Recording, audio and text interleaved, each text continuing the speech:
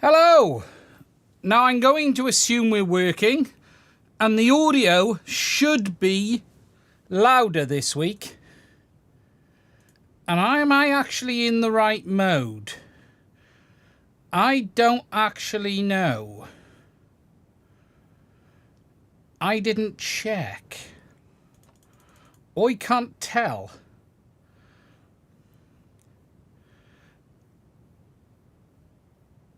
I don't know how I can tell what profile I'm in. And I also can't tell if I'm on... Here's a question. Which mic am I on? 1 second. Is it that one? Or is it that one? Is it number 2? I thought so. Damn it. Right. That's not right. I forgot to change something. 10 seconds before we start, right? I'm going to come back. I will be back in 10 seconds. And then, yeah, it's not the one I wanted. Well, I could leave it on this. If it's working, I could leave it on it. I can just do that if that's the case and then get rid of that one. You like it? You're on the overhead, you are. But it doesn't sound as good as the other one. Yeah, we'll go with it. Hello there. Good morning. Good afternoon. Good evening. Yes, we're back on another live stream. I fixed the audio issues. There was a problem with the audio on last week's stream. It was really quiet last week and I didn't realise. But I have fixed them. It was some weirdness in Windows. I forgot to switch into the live stream mode. So I'm now recording on the wrong mode as well, which is going to cause me a problem. And that's why I wanted to switch. But we will go with it. So tonight we are going to talk a little bit more about the leaks of the new goggles. Because I think there's some stuff we want to talk about in that. And we will talk about that. We're also going to talk about the differences between 03 and 04, because I've had a couple of questions from people that are quite interesting, actually. Number one, the differences between 03 and 04. And number two, why don't we have the same 04 as DJI have in their consumer drones? And I want to explain a bit around that as well, because it's very interesting. We are going to talk about the Voltara ESC, because I have been sent one and it's looking very, very good. And we will talk about a few other things as well as we move through the stream. Now, let me just get myself set up into the right position here because I haven't actually got that in the right place. There we go. Hope everyone is well. Hope everyone is good. Now, the first thing I want to talk about was something I spotted, actually. A couple of... someone posted a video on Facebook about GoPro, and it's a bit of an AI made video, and actually he made the video in 2021 and now he's remade it again. However, I actually do think there's a little bit in this, and I don't know if people have been watching, but GoPro seem to be in a little bit of trouble, and that is to say the least, because if we take a look at their share price right now, GoPro's share price, I'm not going to say it's at an all-time low because it dipped down in August to an all-time low, $1.16. But GoPro appear to be in a bit of trouble, and there is sort of things circulating that they may end up going bankrupt. Now, I don't know how true this is. If we look at their share price back in start of 2014, it was double what it is today. But right now, they are in big trouble according to the share price. And it is down. It's down. If we go the 5-year share price, look, I think it definitely had a peak up here in 21 all the way through. But right now, it is looking very, very bad. Now, there is a lot of controversy around GoPro and the salary that their CEO was taking. Their CEO took the highest salary, I believe, after their IPO than any other Silicon Valley CEO, over $200 million a year. It's over, which is a substantial amount of money. But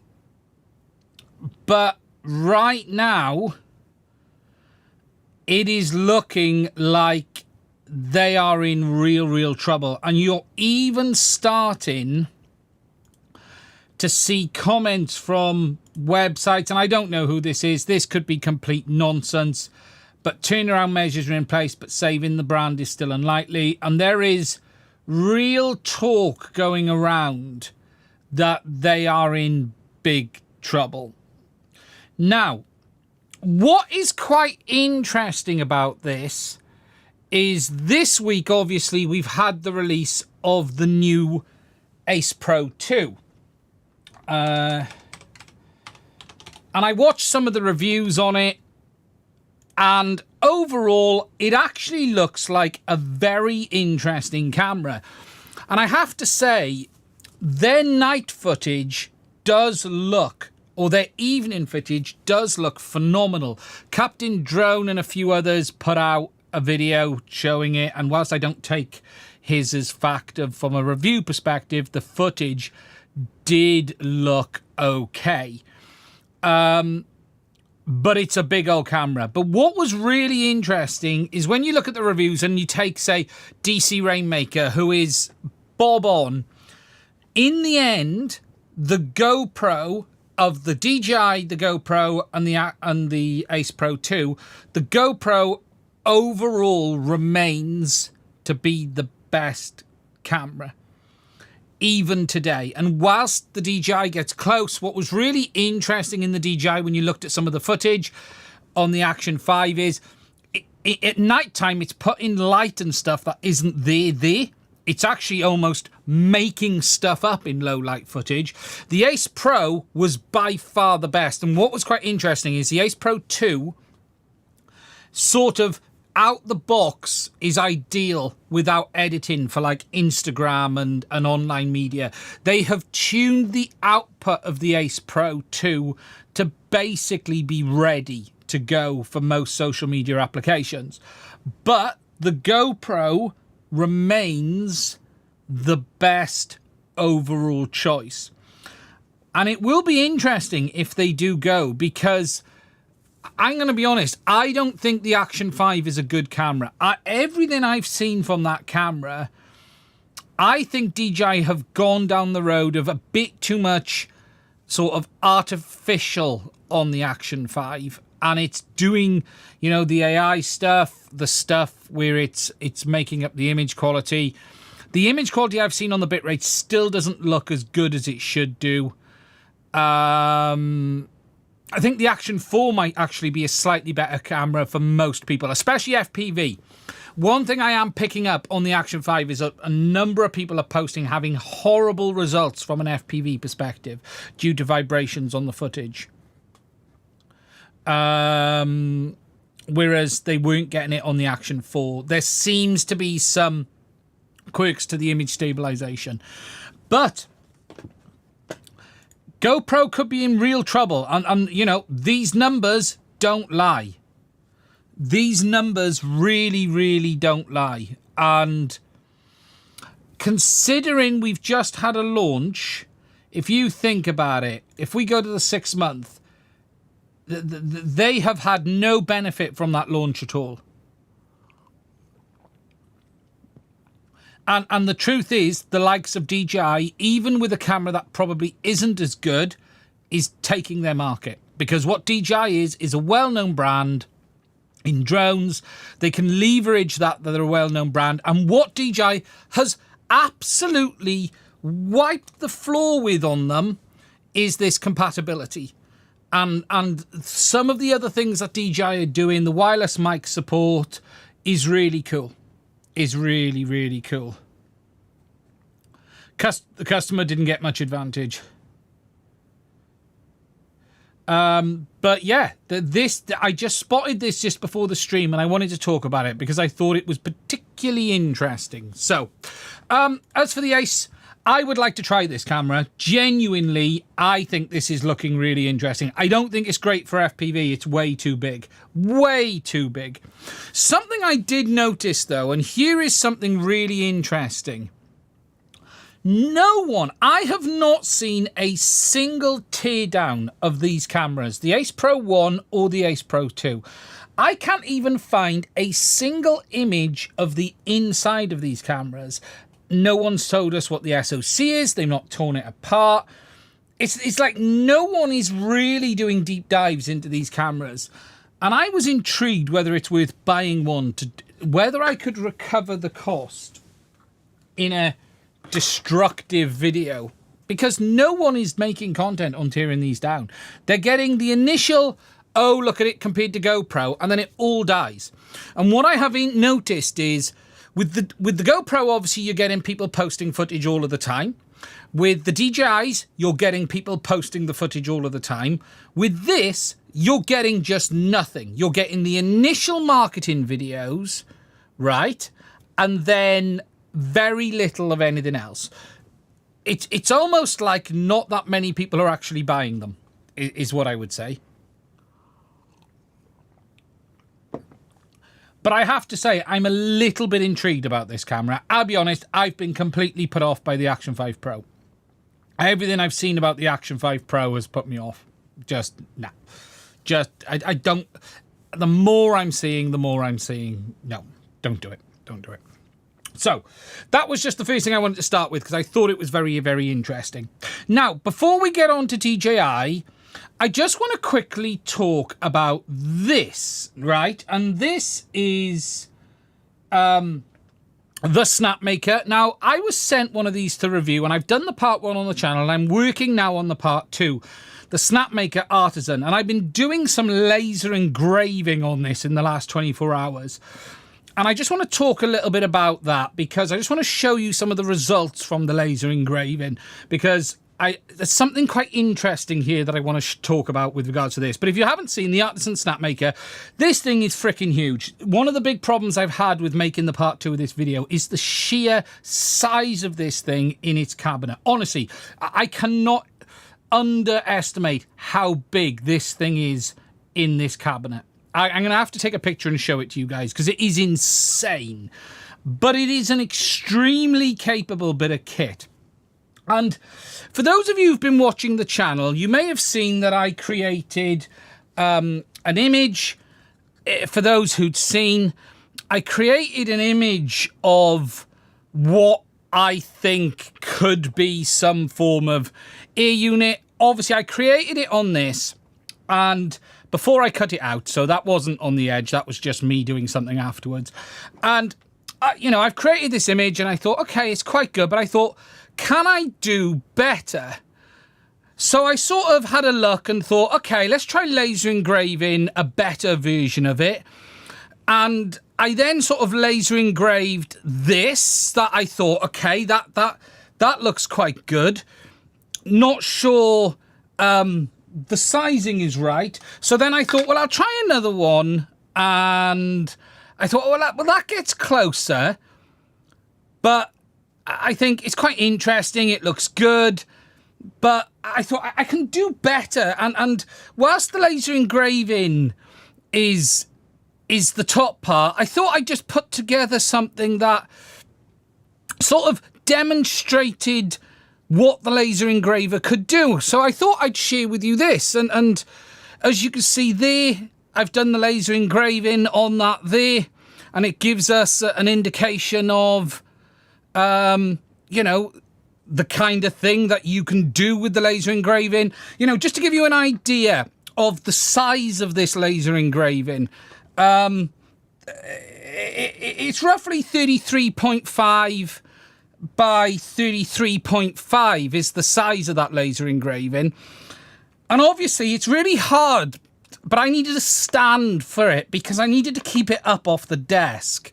I wasn't able to sort of keep it there. It was difficult to pick up. So I thought I'd just, you know, put a sort of size together, just, you know, the sort of height that would be ideal to lift it off the table. And And that's sort of what I thought. And I just really wanted to show you the kind of results that you can get from the likes of the Snapmaker Artisan, and the kind of size that you can cut things out and make them. And you know, like if you compare that to, say, another one like that, you would argue that, yes, it is a little bit wider. And obviously this one isn't laser cut. I have a 3D printed one of these I could compare it to. But what it is not quite as tall, is the truth of the matter. But yeah, I just thought I'd show you what my laser engraver could do. And I'm still working on it. I'm still testing it. I'm still playing with it. I'm still trying things out on it. I overdid it here. I had the writing too high. I need to sort of scale that back a little bit. But I also was quite impressed with this cutting through this as well. It did a really good job of cutting through this, if I'm honest with you. Now, people have asked, and I am tempted, because people have been asking, and I am thinking about maybe releasing something like this, because people have asked about it, and I've been trying to come up with a slogan, and I'm trying to sort of come up maybe with something as a bit of merch, and I've just been trying to get my head around, what would work, what could I do, FCK. I can't use FCK as a brand, so I can't use FCK because it's a brand. So I'd have to write that, because I'd get it taken down. It's against people's IP, and I can't be stealing IP. But yeah, just something along those lines was an idea. And look, I haven't set it in stone yet.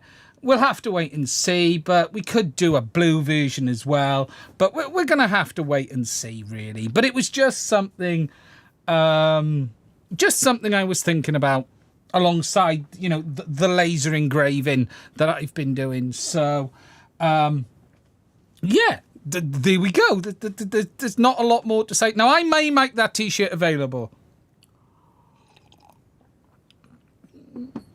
I may make that T-shirt available. Now,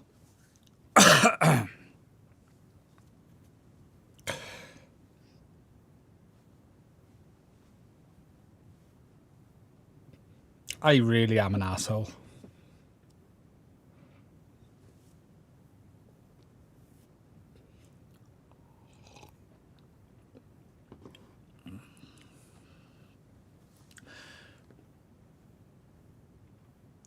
Now, let me find one other thing as well.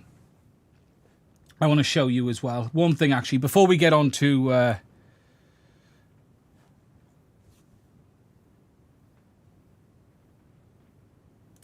before we move forward, just to let all of that sink into people.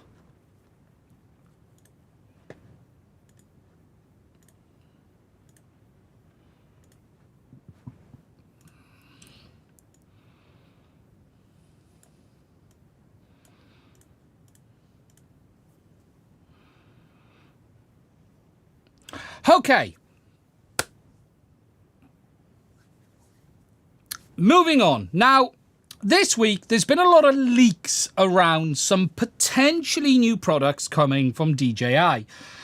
Before we get on to the stuff I have discussed already, I do want to share something quite interesting. And that is this. This was a post by Ferdy. If you don't know who Ferdy is, he's one of the testers for DJI. He's actually a really good guy, is Ferdy. And he sort of hints at working on something new is what he says. He's one of the European guys for DJI, and he's helped me a little bit in the past. He's, as I said, he genuinely I mean it, is a really, really good guy. But it's quite interesting to see a post from like this from him, which is a bit of a hint that he's working on something censored. What I thought was interesting, though, is he's made a bit of an error in the image. So I fixed it for him, because if you notice, there's this area here that hasn't quite come out properly. So I fixed it for him because obviously he's a good guy and I wanted to make sure that he has the right image out as well. So I did correct the image and just made sure that it was showing what probably should have been there in the first place. But yeah, so but Ferdy is a good guy, and you know, it's interesting to see him posting hints like this about working on stuff. But yeah, so but I couldn't resist fixing it. You know, what can you do? You've got to help a guy out here. You know, I am known for being helpful, and that's what I was trying to be here. So, but anyway, moving on from that, this week has been a bit of a bomb drop week, and Jasper Ellens on X27 has had the mother load this week, if I'm honest. The guy is amazing. He's a good guy. I have to say a big thank you, because he gave me a heads up of some of the stuff that was coming, which allowed me to actually get a video done pretty early. But he's actually dropped the mother load this week. You know, not only did he share some more images of the new Goggles N, front and back, he got us the full specification, and I talked about it in the video earlier in the week. And look, it's quite interesting, and for those who haven't seen, this basically confirms it's a box goggle, single LCD display, 1080p, but it is limited to 60 hertz, and that is the big gotcha here on this. I am genuinely a little bit surprised DJI did that. I don't know why they didn't push for 120. I can't imagine the cost would have been that much more. I personally, if I was DJI, I would have pushed for the 120 hertz and dropped the price up a little bit.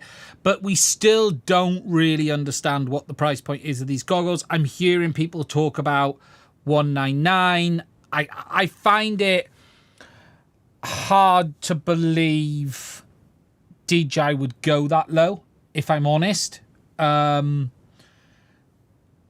They are absolutely for this, you know, and these goggles are not for FPV community. They are for this and the Avata 2.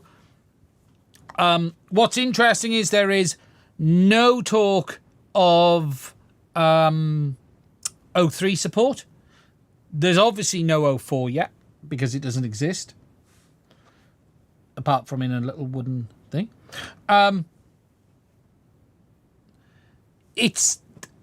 There are bits of it that somewhat doesn't make sense, and there are bits of it that does, but the very basics are that it is a goggle that is 04 compatible, but it is going to be a basic goggle. Something I did see in this, and one of the guys on my Discord, I think it was, mentioned this, or it might have been on the video. One-tap defogging. I like the idea of this. Can we have this on the Goggles 3, please, DJI? Can I have the option to change what the tapping on the side does and turn off those bloody front cameras and actually have it for that instead? Because that would be really good. Remember, though, these goggles are not going to work with 03 as we understand it at the door, and they're not going to work with anything but the Neo and the Avata 2 at this moment in time. So we're going to have to wait and see. Overall, there's nothing fundamentally magical in the specs. Interesting, there's not really talk of the standard FPV remote. That's interesting. Brandon's just said, for your information, the Goggles 3 says the same thing about one-tap defogging. Ah, does it now? Okay.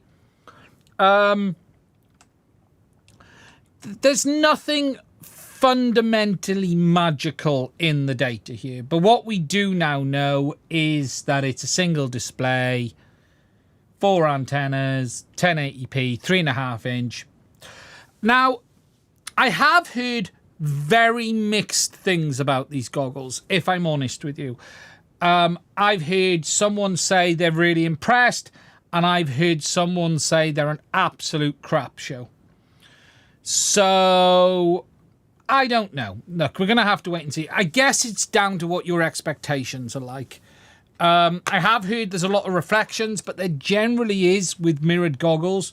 My understanding is it is a mirrored goggle again, so you will have a mirror. It's the double mirror design, just like the Caddx goggle.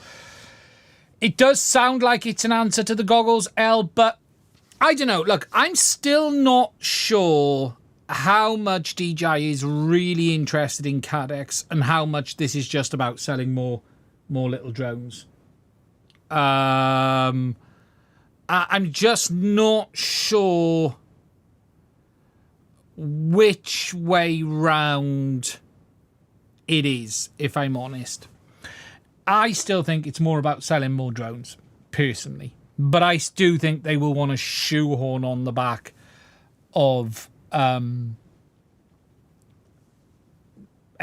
as well. So, look, from the goggles perspective, it's interesting. I think what's a bit surprising is if they launch without O3 support. Because they already have that in Goggles 3, and if the OS is generally based on the Goggles 3 OS,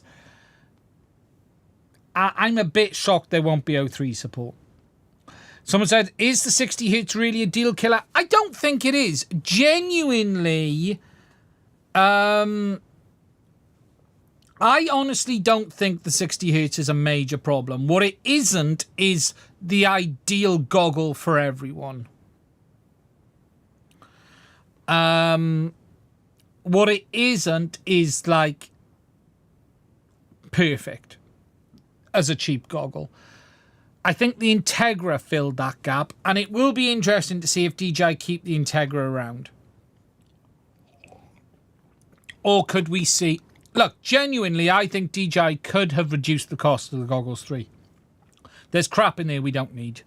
Get rid of the Wi-Fi, get rid of the Bluetooth, get rid of the cameras on the front, make an Integra-style version, is what I think DJI should have done.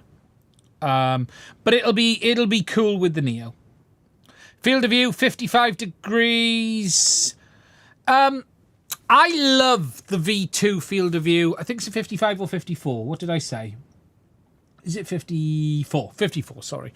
I love the big field of view on the V2s, but you can't see it all. You just can't. What's the field of view on the Goggles 3?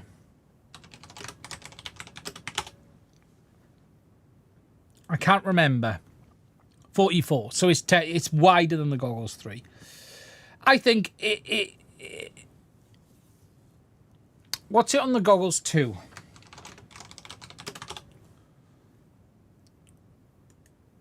Because the Goggles 2 is the widest of the 51. So it's a little bit more than the Goggles 2. Okay. No O3 support according to the specs. We don't know for sure. Remember, they're not in people's... They're not released yet. But as of today, the manual, the leaks, only say they support the Neo and the Avata 2. They can't support the O4 unit because it doesn't exist yet, in the sense of it's not released. But from a support point of view, right now it says Neo and Goggles 2. But that doesn't mean it won't launch with O3. That doesn't mean DJI haven't left it off. But if you look here, they are only talking about Avata 2 and Neo. That is all they are talking about.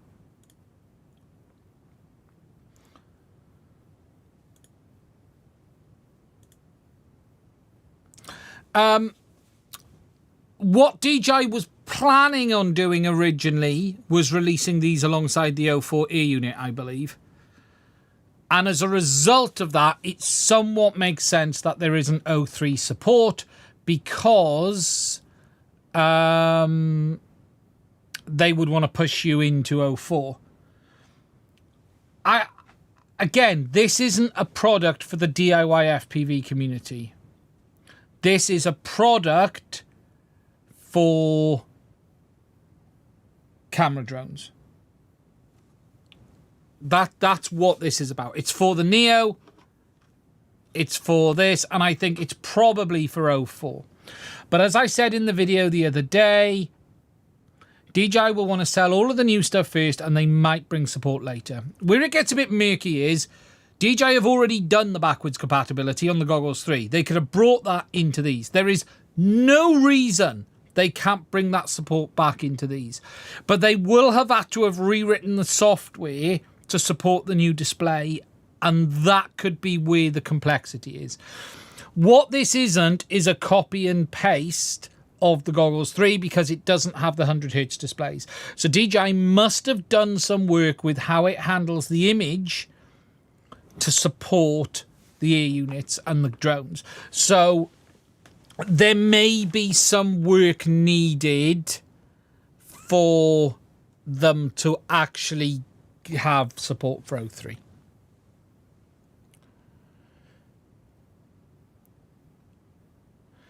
If you put the O3 on 120 frames a second and the goggles 100 Hz, is it better to lower the O3 to 100? Yes. So O3 on 120 is actually using 60 frames a second on the display.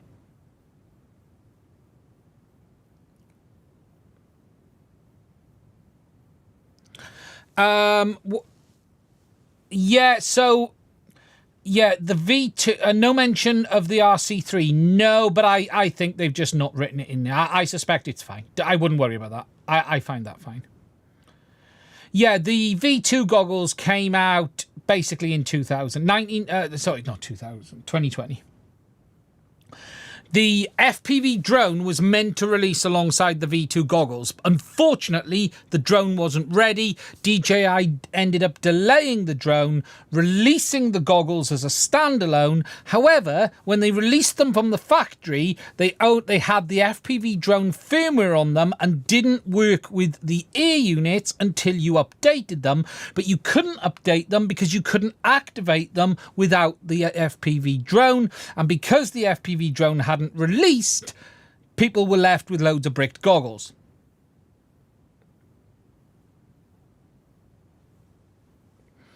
I was part of that launch, and then I walked away. Because here's an interesting fact. I had the first video on the Goggles V2. I was the first person to release a video because DJI decided in a 24-hour period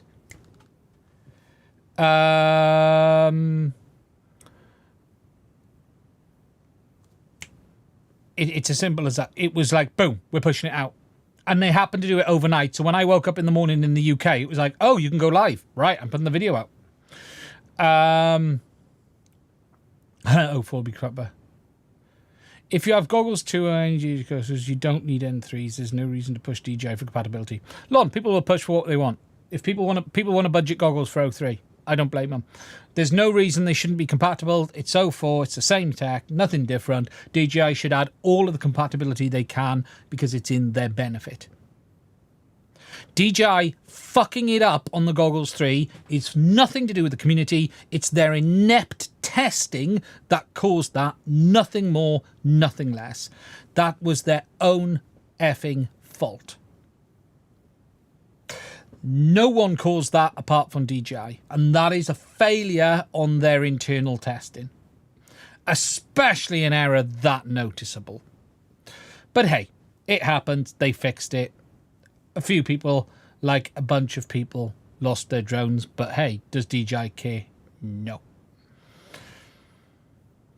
But let's see what happens with compatibility. You know, O3... It depends what DJI want this goggle for. The truth is, and I've said it before, and I said it from the day we heard about this goggle is not for the FPV community. It's for the Neo and the Avata. The N3s are a best ride along. Yeah, they could be. Apart from we got to see what they're like. I'll have a set in. I'll be buying them on day one and tearing them down. What I will say is this as well. So all of the information I have, and this isn't confirmed, is DJI will not be releasing this goggle as a standalone on launch. This goggle will only be available in a pack with the Neo and the Avata 2.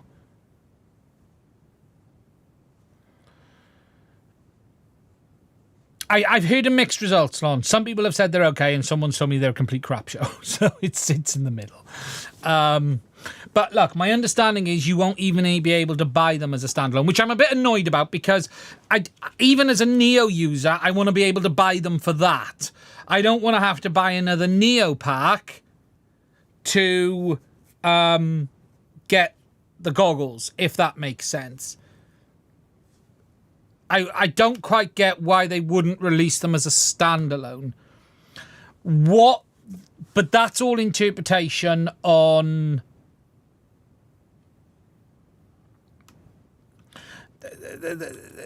That's all. It could be an interpretation on them not releasing with the 04. It's hard to know, but yeah. What if you already have a Neo? Well, if they're not releasing the goggles, look, I've been told that they're not coming out without the Neo. So, is it still worth buying 03 and Integras? I've seen a really good deal.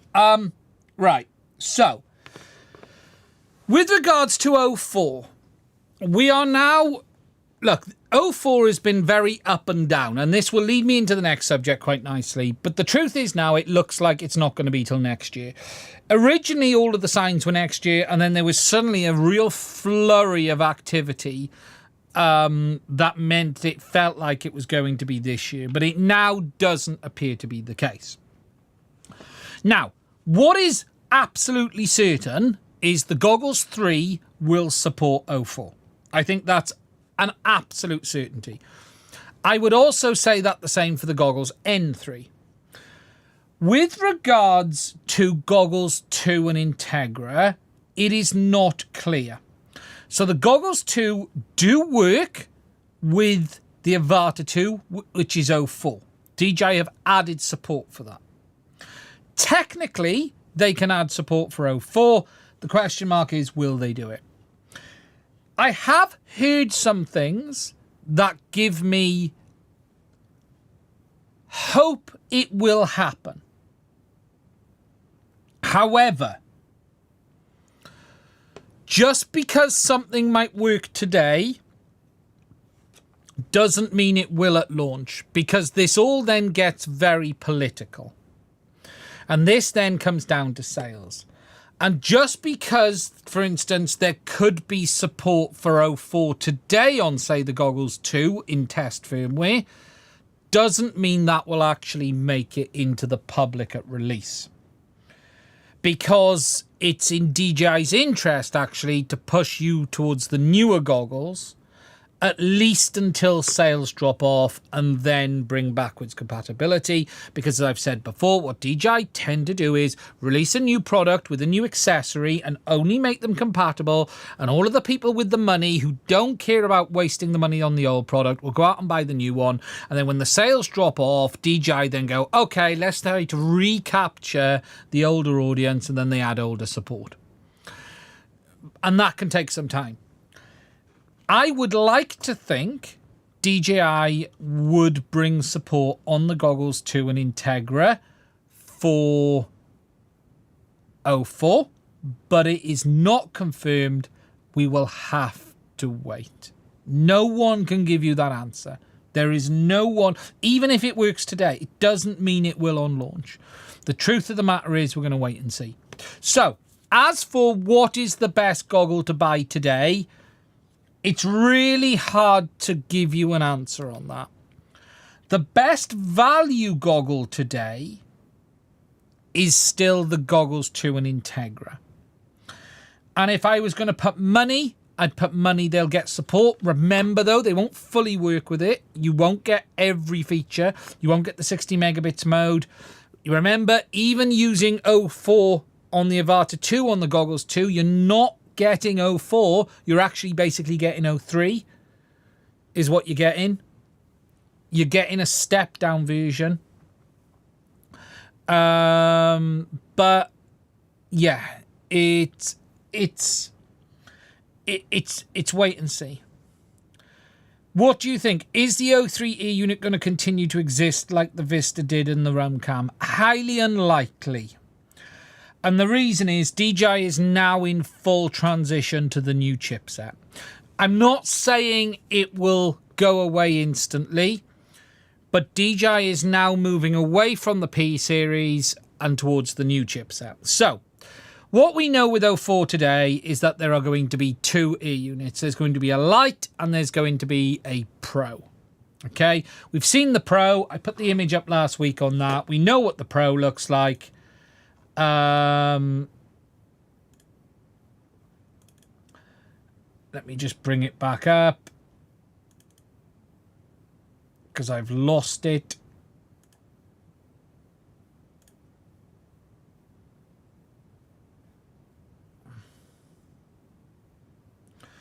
I think I've saved the measurements over the top of my one. I think I've saved the measurements. So it's not got an 18mm camera mount. It's got a 16mm camera mount. Ignore the 18. That is wrong. It's got a 16mm camera mount. The O3E unit looks like this. The SD card goes on this side here. The SD card, someone sent me... I'm not going to say that. Apparently, the SD card sticks out the side quite a way. It's not flush. Okay, so take that into account. But you've got the USB that side. It is a dual board setup from everything I can tell.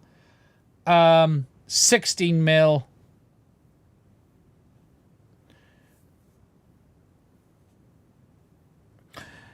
Yeah, what the one thing to understand, and this will take me nicely into the next subject as well, actually, is 04 is two things. So you have to separate off the camera from the ear unit. Okay, I've got a lot of questions about what benefits does 04 bring. Okay, so let's just clear a few things up. The 04 ear unit versus the 03 ear unit. Okay, so this is probably a nice one to go on the overhead. No, it's not. We'll stay here. So just the ear units. Ignore. This means very little for image quality. This is purely ear unit and RF performance. So 04 ear unit has a new RF chipset. It has the same image processing chipset as 03, the same image processing chipset as the Avata 2, the Neo, and the DJI Action 4. So DJI used the same image processing chipset on all of those products. Even the Neo has the same image processing chipset as the 03 ear unit and everything else. So the benefit to the 03 ear unit is increased bandwidth, new RF front end. Okay? The increased bandwidth is capable up to 80 megahertz, but DJI only do 60 megabits a second. That should mean they have more headroom for instance, adding bit error rate, for instance, which should improve penetration. They could also add more image data, which means more image quality. But again, the image itself is not based on the ear unit. The ear unit has no impact on the overall DVR recorded image quality because it is the same image processor. Separate the camera from the ear unit. So the ear unit will give you up to 60 megabits a second, 80 megahertz carrier.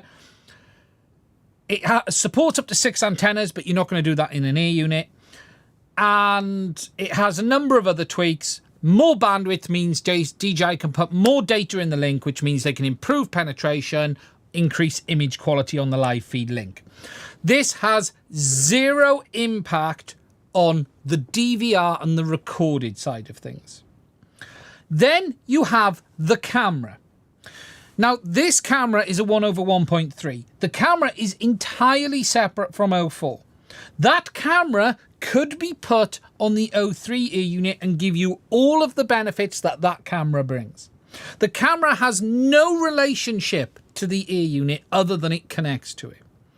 So, improvements in image quality on the DVR will come from the new sensor in the camera, the larger sensor, the larger lens.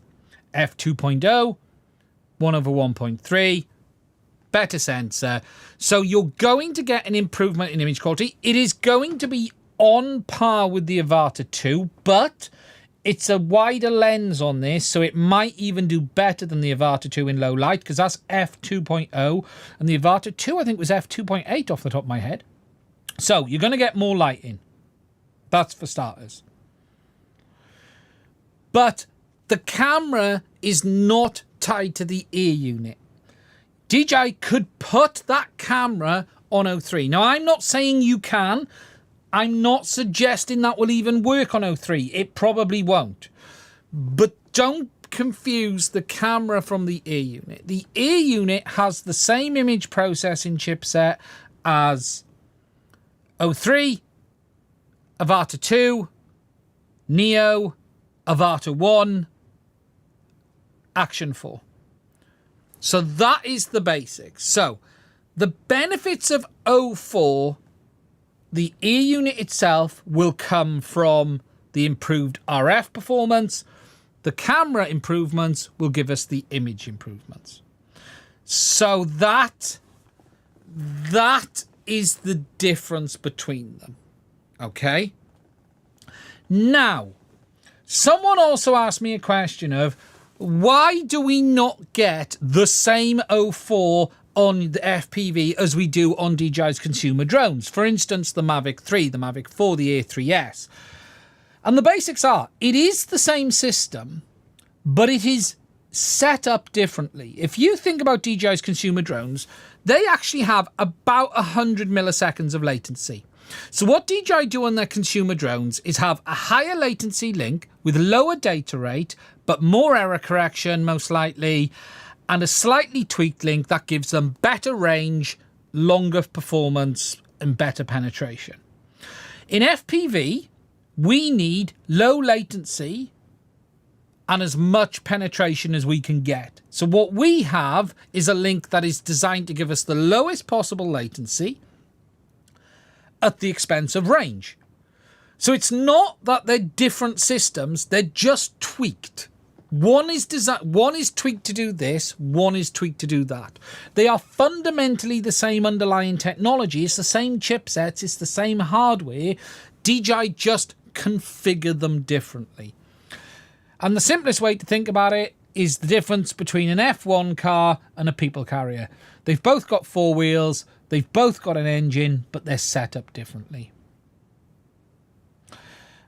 Sorry, a bit of a dumb question. There is no option yet for DJI 3 to swap to different cameras. The low light performance is so bad. Yeah, no one has ever made another camera. Now, something that would be really cool is if DJI added support on O3 for that camera. That would be really cool. But I very much doubt that will happen. I'm going to try it.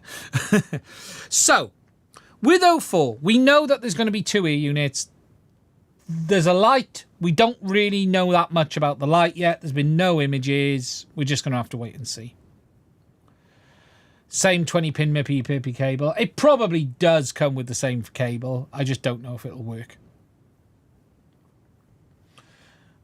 If DJI really wanted to also make a killing, they'd make the cameras available. But look, the light is said to be trying to compete with Caddx. So we're going to have to wait and see how small, how light it is. We're going to have to wait and see. We don't know if O4 is going to have the same range limitation as O3. All of this is arbitrary decisions DJI have made.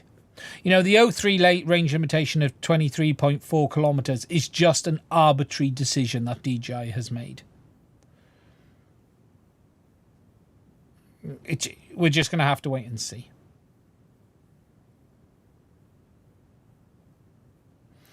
That's all we can do. That's all we can do. So, don't take that 18. It's 16. That's wrong. 16mm on the camera. No, it's not going to fit O3 frames. So, before people ask, no, it's not going to fit O3 frames.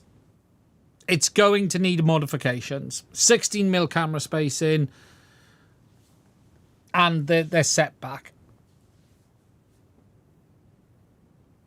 But next year, let's wait and see. It's not going to be that exciting. There's a lot to talk about with it, but come on, look, it's a step forward, but it's not dramatic. It's not dramatic.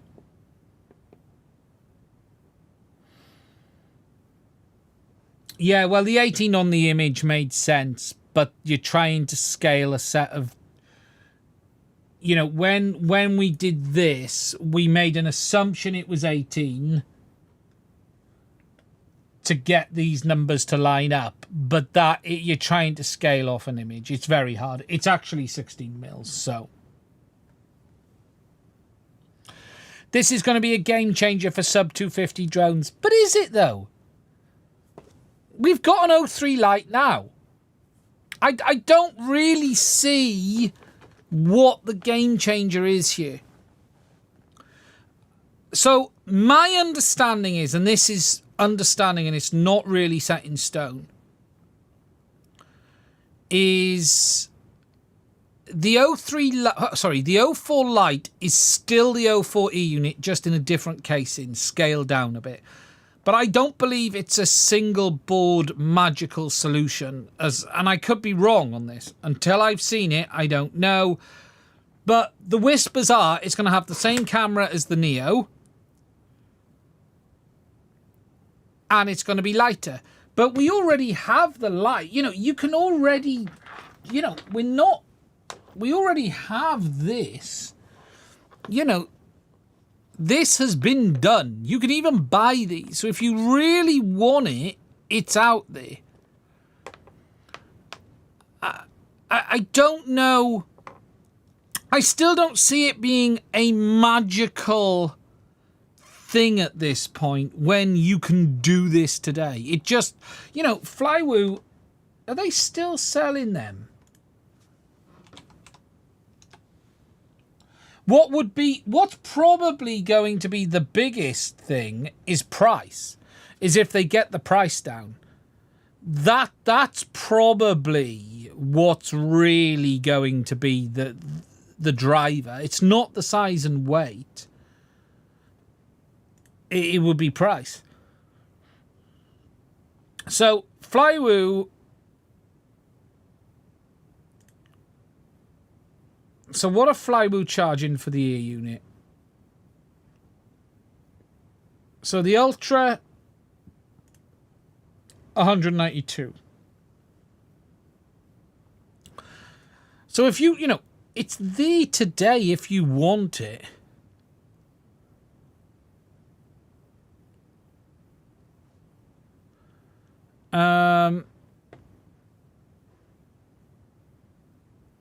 Yeah, you know, what are we talking? I can't remember the weights.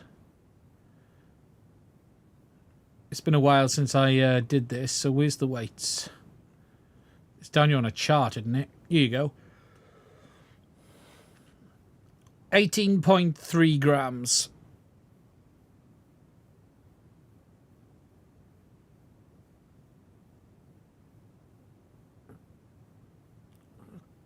Five to 10 grams light would be enough. Yeah, I just don't know where they're going to shave it. That's the problem. Because there's not a lot more... Look, they can definitely shave it because there'll be a RAM chip down. There's definitely opportunity to take the weight down. That's for sure. But you then start having to do things like remove the freaking USB port and stuff like that. Perhaps DJI will.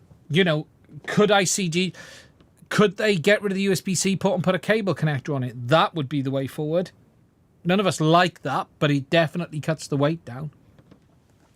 You know, if you think, look, so it's going to be lighter than this anyway because there's one less chipset, but you could lose the USB-C port, right?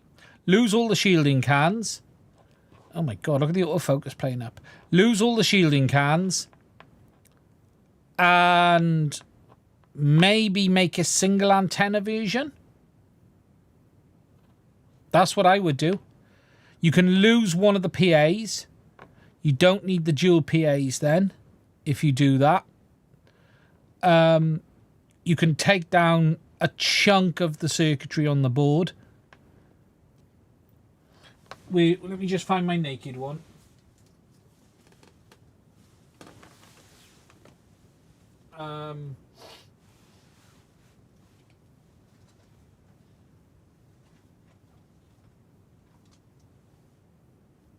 It's not there.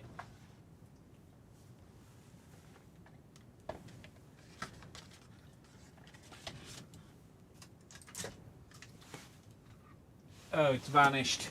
Yeah, you can definitely get the size down a bit. I think single board is... I still think single board is not possible. I may be very well proved wrong, but I still think single board is not possible. I firmly believe it's going to be really hard for DJI to do it. Look, they are able to lose some stuff on 04. If I go to the wiki, they're definitely taking... Do I think the Goggles 3 would be dramatically discounted anytime soon? No. No, I wouldn't expect. You might see some Black Friday. From a technical perspective, it's going to be really difficult. And the reason is this, okay? So when we look in here... So, DJI is going to lose the P1, add in the S1, but they will no longer need this RAM chip. So that saves some space, okay? So that goes, that gets replaced by the S2, sorry, not the S1, which takes the sizing down about 20%, okay? You could then lose one of these PAs if you went to a single output, but you still need the IE1000. Okay, you still need this chip. You can't get rid of it, but you can go down to a single PA. You could then... It's hard. I'm not saying it's impossible, right? Nothing is impossible. But it's bloody it's bloody hard. It's bloody hard. I still think it'll be dual board. Is my money. You still need a PA. Even if you reduce the output, you can take... So a 250 milliwatt PA will be smaller than that. So you lose one and then you replace one that'll say be half the size. Okay? So you just cut that chip in half and then it'd be half the size. So you can do that.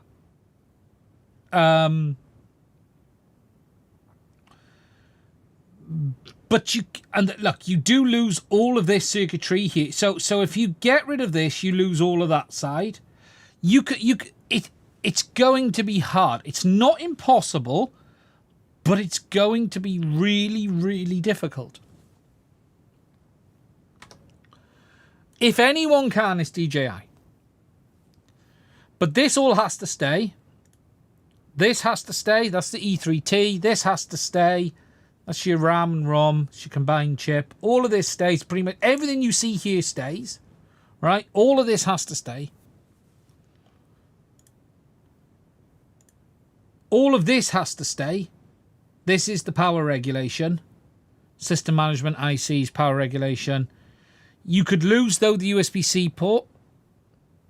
You could also lose that connector and put soldering edge connectors like they did on the Vista. And then you got to then see, can you start squeezing in all of this, that, and that? I'm not saying it's impossible, but I think it's hard. But look, they've got a lot of space on the edges here. You know, lose these cans. You could really go for it if you wanted to. You really could. Anyone know? Release date sounds like it's next year now. But it could be tomorrow. Who knows? Thinking of buying V2 or V1 goggles for my Vista. I would only use my Integras for 03. Or should I Or is the small latency decreased? You won't really notice the latency, ProTech. Single board, weight. Getting it into smaller aircraft. Will cost reliability go into single board? It depends what they're going to leave off. You could then reduce the voltage range, which gives you a bit, say, less headroom, but then you get into the realms of power protection and reliability. Look, if anyone can do it, it's DJI.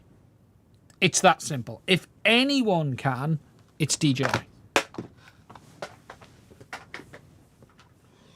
Caddx, remember, is on a single board because they don't have the additional video processing. That's how Caddx have been able to do it.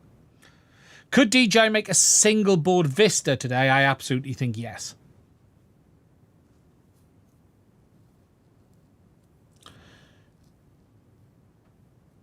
Thinking of buying V1 or V... No, was that one right there. Any additional updates on Goggles 3 and 03 units? Experience serial infection? Look, Goggles 3 and 03, there are random reports of issues. None of it adds up to anything substantial. Look, I flew a bunch of packs yesterday and it was fine. There are people reporting issues. There are people saying they're getting breakups, dropouts still, and a couple of other random ones. But look, there have always been people complaining about issues on Goggles 2. What it's really hard to do is align what's an issue that everyone is facing and what is an issue just that person's build is facing.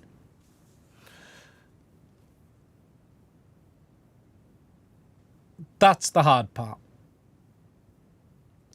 I hope for better camera quality to go to sub 250. Well, the talk is it's going to be the Neo camera, so I don't know how much of an upgrade that is. Could DJI do a 14mm camera? Hey, that could be interesting. 1S? Yeah. I don't see DJI doing 1S, and I tell you why, because I just don't think they're that embedded in the community to know what that people want. I'm going to eat this.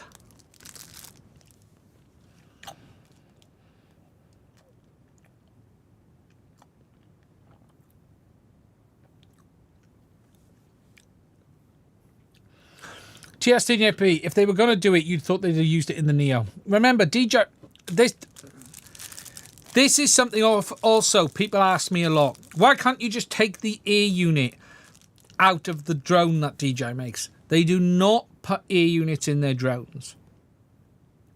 DJI's boards in their drones are designed with everything on a single board or two boards. They don't go, here's an air unit, here's an ESC, here's a flight controller. They just lay the board out with the components they need in the smallest possible package.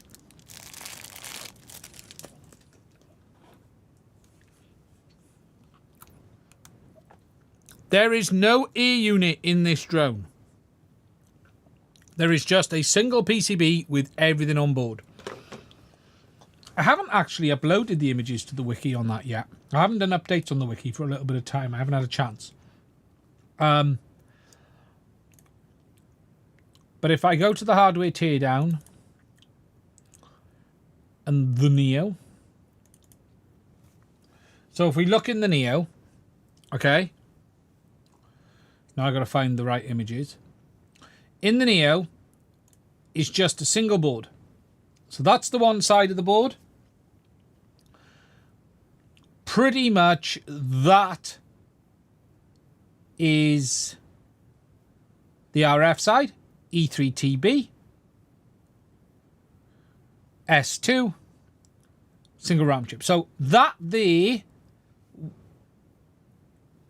with this here, is the 04E unit. That's the Wi-Fi chipset. You've got some PAs here, but that is the 04E unit in it. But it's all on one board. But you got to remember, since the Avatar, DJI now run the flight controller on here as well. Well, it's not an air unit, it's a drone. it's an actual drone. They run the flight control on this chipset as well. So DJI run the object sensing and the flight control on this chipset. There's the ESC. There's the Wi-Fi. There's the flight control. Everything on there. DJI even run the flight controller. You can't use the whole board because it's a drone. It thinks it's a drone. You can't tell it to be anything. Well, before he fucking chirps up and says something, there is a man who did reprogram an avatar to be an E03 air unit, but you can't do that. He did that. He just changed the firmware that was running on the board. And told it it's an O3 air unit now, not an avatar. But in essence, you can't do that. Could you take this board out and put it on a drone? Yes, but it's going to give you every other errors. 04 Pro should have better quality than 03, right? According to the new camera, yes. But remember, you're going to put an 04 Pro on a sub 250. Would be cool to get that board of Betaflight on it. Yeah, you'd have to be able to run Betaflight on the E3T. And then we got the back somewhere. The back is, let me just find the back. Where's the back? And there's the back of the board there. So you've got a second NAND chip, and then you've got the RF power stages under the sealed can with the GPS chip.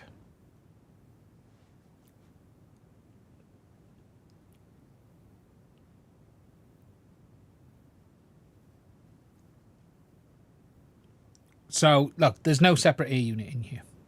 It's just a drone. Okay. That's the end of DJI. Everyone calm their pants. It's not coming for a while. DJI, you need to send me the check in the post. What they won't be sending me is an 04E unit, that's for sure. So with regards to the goggles, I am going to... We have had someone very kindly reach out and offer to sponsor the channel with regards to the new goggles, and I will talk about that when we get a bit closer. That is not DJI, I will add. But we will talk a bit more about that closer to the time, if and when it happens. The new goggles, I think, are this week. I don't know for sure.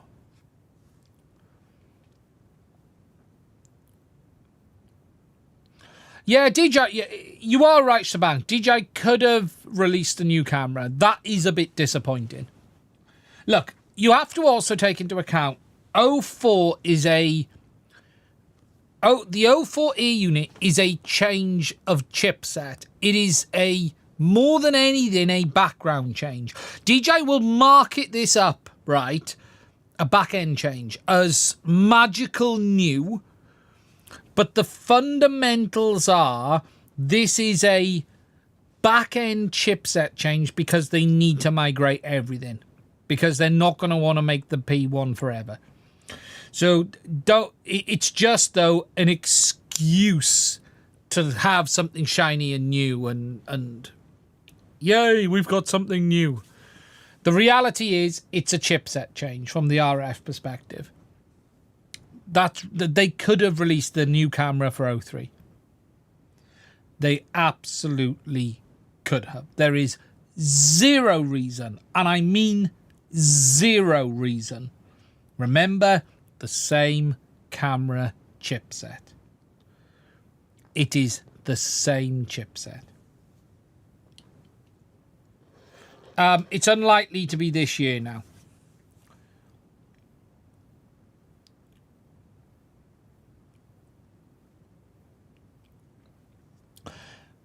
One reason I like Caddx, not really. Caddx are as... Yeah, Caddx did give a lot of cameras, to be fair. Caddx support for cameras has been fantastic. Actual support. Seen a lot of reports this week of people complaining about not receiving their orders from Caddx and on Facebook. Don't know if anyone else has seen this, but there are more and more reports of people complaining about not receiving their orders, not getting communication from Caddx on money that they've spent. I've not ordered myself, so I can't comment on it, but there's definitely an underlying wave of people who are kicking off about support and people kicking off about not receiving updates on what they've ordered. Obviously, we had, and I discussed this, yes, one of the main reps did leave. Joseph is correct. My rep at Caddx left. The person I dealt with left. Ever since she left, I have had zero contact from Caddx.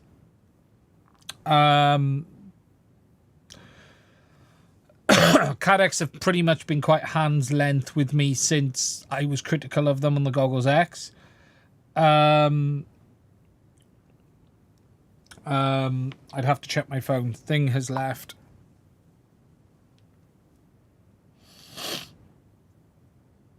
Let me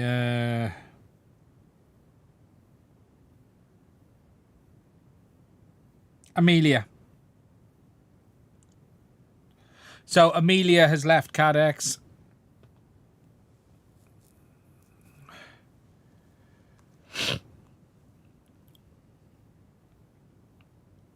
So I don't know, you know, I was given a name of someone who's taken it over, but I've not heard much from there.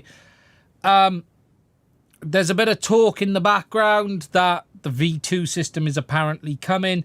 We still don't know anything about it. We don't know what chipsets they're using. We don't know if it's still Artisan. I would find it very hard to believe it's not Artisan, but we don't know for sure. I think one problem Caddx have created for themselves, if you want the truth, is if you remember, their talk was around 4 times the range of the existing system. Didn't they say 4 times? I'm sure they said 4, or up to 20 kilometers. Well, people are already getting well beyond 20 kilometers already. I think what Caddx had sold the improvements on is going to be interesting to see how it delivers. And I'm going to be honest, I could be extremely critical about something that they've done recently, and I haven't. But they did something recently that was very interesting. And that is this. And this is where I'm just going to throw it out there and make a point, because I like to do these things.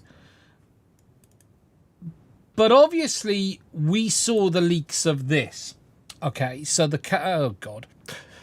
repeater. Okay, the if you're in a war zone, no, the repeater, which looks like this, which basically, when you look at it, is 2 of the PCBs back to back. Now, Caddx made a big fuss with the Goggles X that user upgradable, new module is going to be available. This is proof that there is no reason they could not have made a module for the existing Fat Shark Caddx goggle. Because they are willing to put hardware time into something that will probably sell about 1,000 units like this, yet there are thousands of users out there who bought the first goggle and are going to be left behind. This whole upgradable module is smoke, mirrors and BS, and I said basically as much in my review, and I stand by the fact that there is nothing any more upgradable about the Goggles X than there is the original goggle. And in fact, I think it's just as easy, and I did it on stream. For those who didn't see, I had this argument before and I did a stream about it, and you could upgrade the original goggles in no time at all. And I do think they've been disingenuous with users on that. And this whole upgradable module, when if anyone's taken the module out of the X, it's a bit of a pain in the ass. if I'm honest.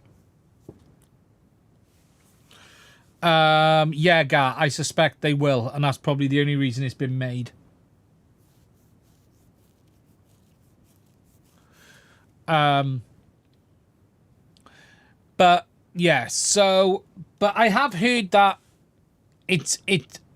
look, I don't think it's in the hands of testers yet. We're going to have to wait and see. But there's still no news on it.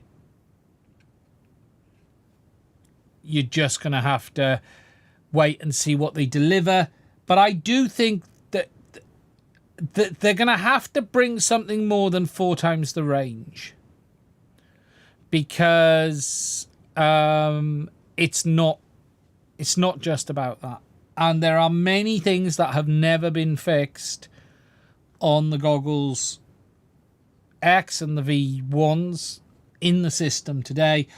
Caddx make a good system. Like, there's no question it's a good system. It works okay. It's not got the image quality of 03, but it's good enough for most use case. But it is falling behind in overall image quality and performance. What's the expected price of 04? I've heard sub $200. 04 camera should come with a built-in mic to replace GoPro completely. Yeah, it's weird. No one seems to want to make a digital FPV system with audio recording. It's weird. Will there be compatibility between 04 and Goggles 2? No one knows today. No one knows today. Yeah, just not clear at all.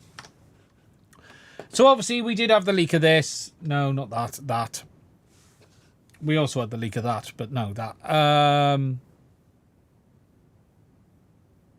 Yeah, still a strange product. Still a strange product. Okay. Now, if you've got any questions, please do put them in the chat. I'm going to stop here for a moment before I move on. I also got to catch up on the super chat. Peace and love FPV, $4.20. Thank you for the super chat. I really do appreciate it. Thank you for that. It's the only one, so I'm going to say a big thank you for it.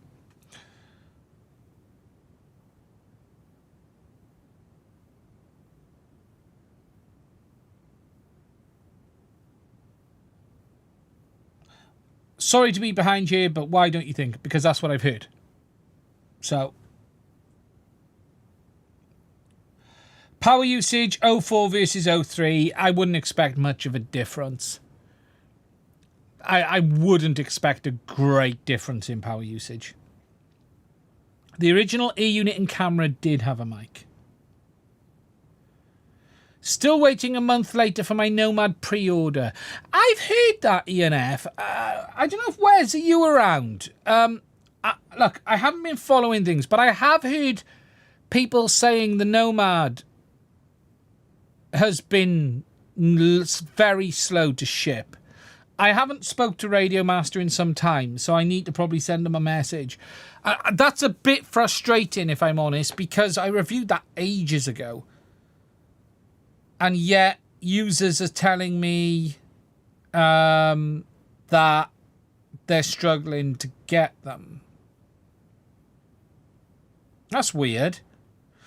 Thank you, Joseph, for the $10. Not sure. I've seen a bunch of users have received that. Yeah, and that's the funny thing I saw as well. I tell you what I will say is this. There does appear to be some strange stuff going on with stuff coming out of China. Look, for those who don't know, obviously DJI are facing some import struggles in the US. I saw something really funny. Let me share this with you, actually. This is one I'll share. This is highly amusing.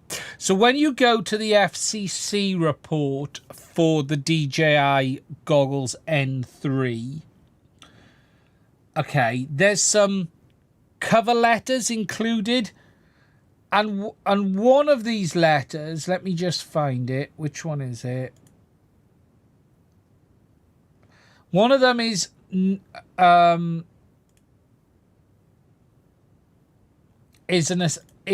is like a US company saying, a subsidiary saying of DJI's that they're going to handle it. But let me find the one that really amused me. Right, so this is the letter to say they authorized that. This one. So this letter really did make me laugh, right? So this is DJI, and they're basically saying to the FCC, it's an attestation, I think that's how you say that. DJI Technology certifies that the equipment for which authorization is sought is not coveted equipment prohibited from receiving an equipment authorization pursuant to section 2.903 of the FCC rules.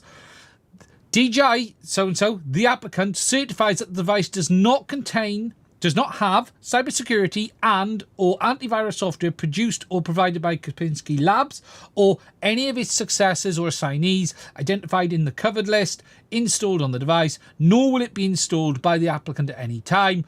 And this is the bit that really made me laugh, because this is basically DJI saying, look, we're not bad, we're not nasty. DJI certifies that as of the date of filing the application, the applicant is not identified on the covered list as an entity producing covered equipment and is not affiliated with subsidiaries of an entity identified in the covered list. We are not on the covered list. We are not associated. Do not certify our product. Please, Mr. FCC man, please let our product go through. We're not nasty. We're not covered. We're not on the covered list. Please leave us alone. You're picking on us. We don't want to have any trouble. And did we mention we are not on the covered list? It's quite funny how they are literally almost begging in this letter. It is, we are not covered. We are not on the covered list. Clifffields, do we think that the 04 camera will have more normal mounting screw back? No. 16mm, that's it.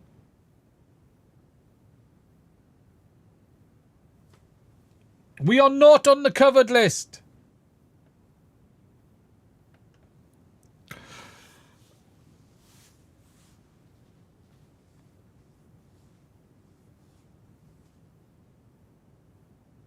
So I thought that was interesting, if I'm honest.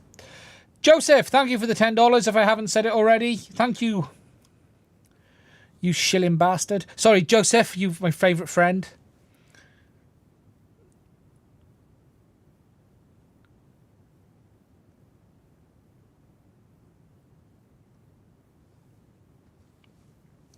I should look on the A3S one. I wonder if that letter is on the A3S one. Didn't do them any good, did it? I have heard that there's shortages of the A3S as well, and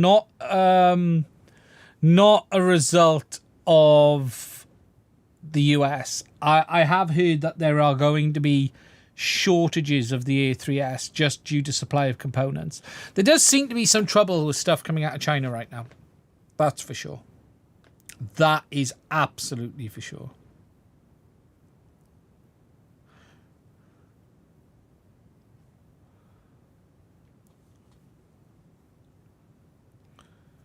But yeah, interesting times. Hopefully the FPV stuff won't be affected. FPV seems to be okay at the moment. Wait till after the election, lol. Yeah, then there's what's going to happen there. Going to try the new Radio Master module soon. Cool.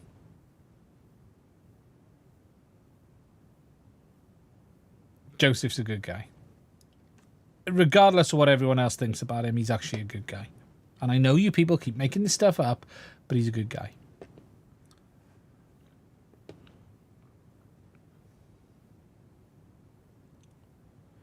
Here's something interesting. I wonder if Caddx have even tried to FCC certify that module. I bet you they haven't.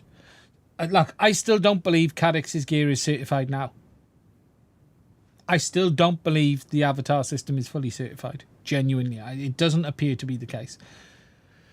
There are question marks over the documentation.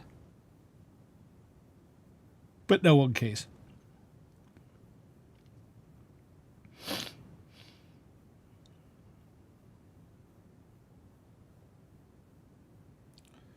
It got put in place last week. What, Mad Hatter?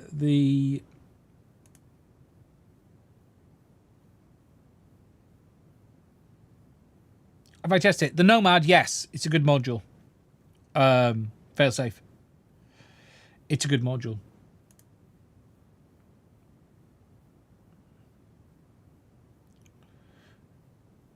Dropship Express, small goods export laws from China. Ah, yeah.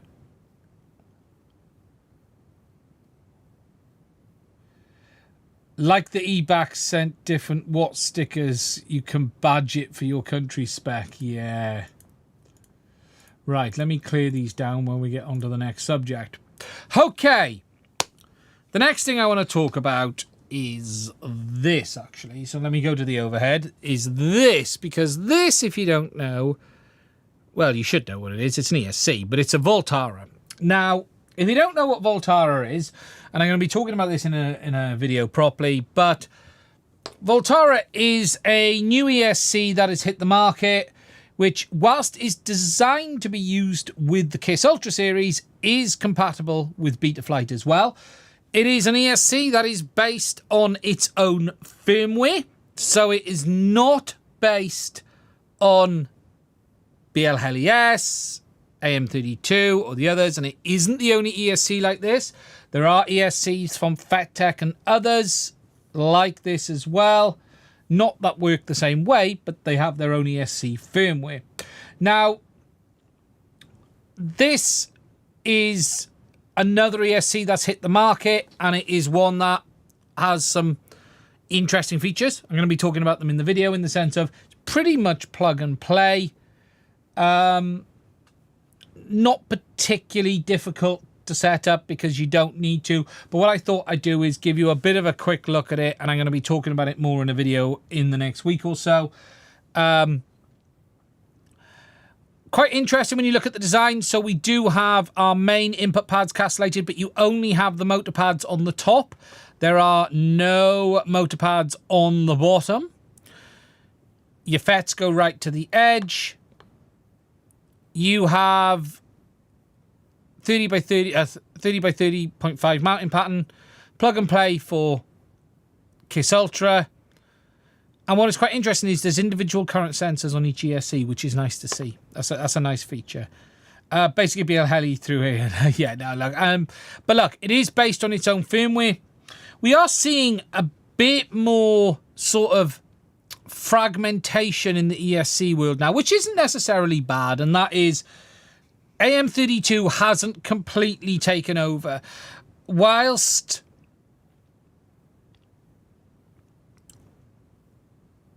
we initially thought AM32 would just be a natural replacement, it really hasn't been the case. You're seeing more and more people do it, but you're also seeing more and more other things pop up. You've got this, you've got the FetTech stuff that's being worked on, and actually you've got people doing things, which is good. You're getting more options. Now, is it closed source? Yes.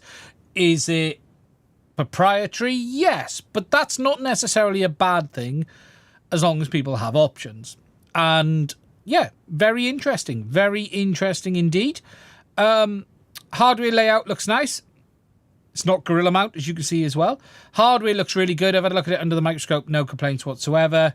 And yeah, pretty cool to see. We're going to be taking a closer look at it on the channel in the next couple of weeks. What is really nice as well is, and I will say this, they've got a great amount of documentation on the website, which is good to see as well. So there's a bit of talk about what is it. And you've got the documentation here as well, which gives us all of the info, all of the setup stuff. It's nicely done. Nicely done. It's good to see more people coming on board. They're not the only, you know, this is designed to be used for the KISS Ultra. But if you go to FetTech, you do have FetTech who make their own ESCs. I also saw something on Facebook, a new manufacturer that I not seen before. So FetTech have their ESCs available too.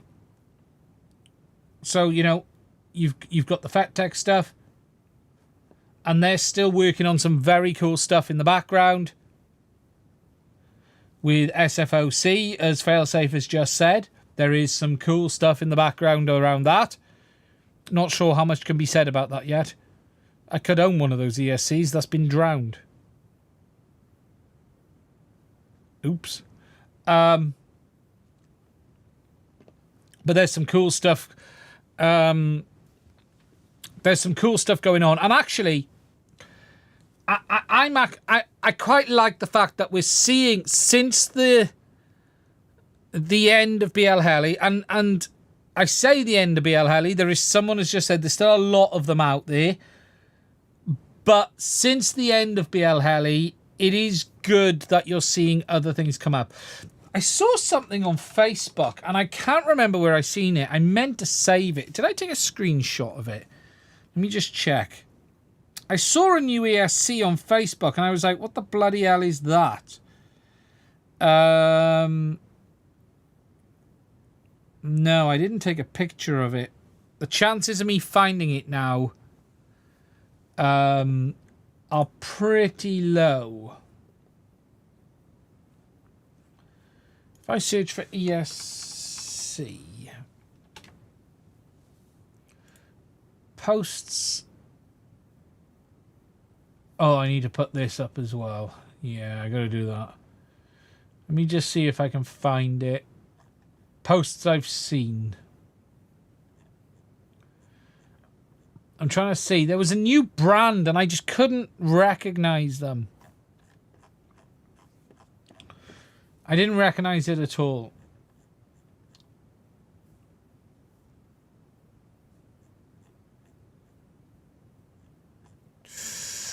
Right, I need to keep that up because I need to talk about that. 1 second. Not DYS. I saw it today and I don't know which group I saw it on. Let me just have a look on FPV. It'll either be on FPV Life or Beginner to FPV. It was an ad for a new ESC and a new brand. And I didn't recognize it. I don't think it was DYS. Could have been though. But I was just like, well, what the bloody hell is this? No, not seeing it there. Try Beginner to FPV, and if it doesn't come up in 2 minutes, I'll move on to what I was going to talk about.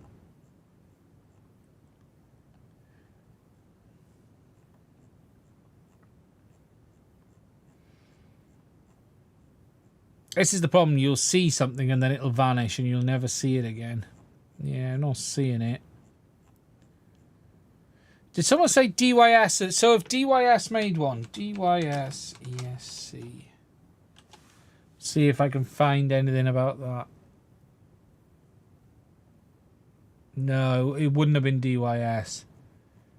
I'm just wondering if I saw it on Instagram.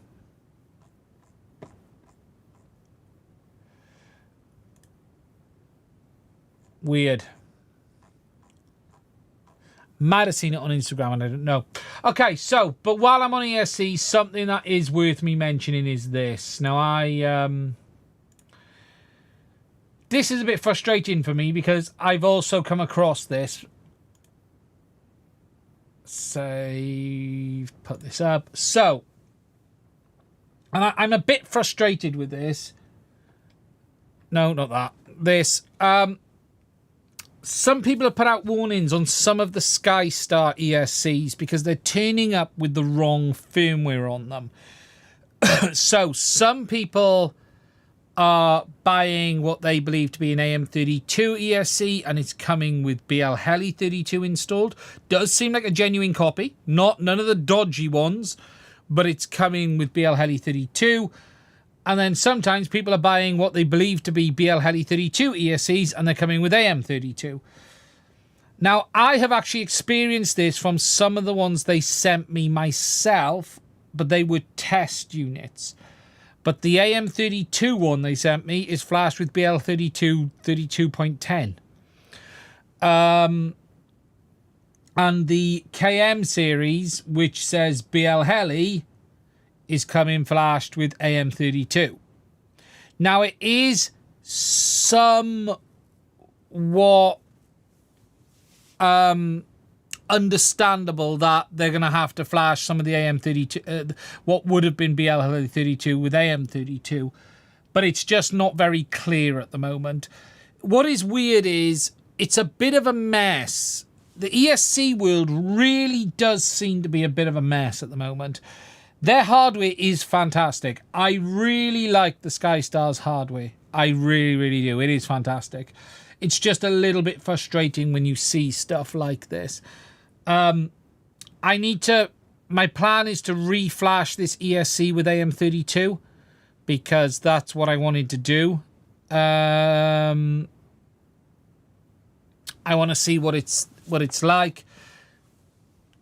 But it's just a bit of a warning because I am seeing people comment on this. It is happening. Now, at the end of the day, the ESC I received, which is labelled AM32, has BL Heli 32 on it. It's a fully licensed copy. It's fully working. It's not end of the world. Let's be honest. You're getting a BL Heli 32 ESC. That's great. It's not even a dodgy copy. It's the good one. But, you know, you sort of expect what you buy at the end of the day. We do seem to be in a bit of a mess with ESC still. It isn't clear where everyone has ended up, and there is still a lot of BL Heli 32 ESCs out there. There just still seems to be loads. If I go to let's try T-Mode. Hobbywing. Hobbywing were a company I always like buying ESCs. Hobbywings. They've always been really good ESCs.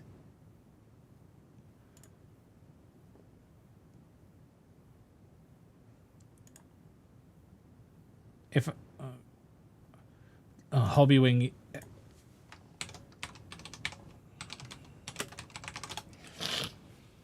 Hobbywing Racing.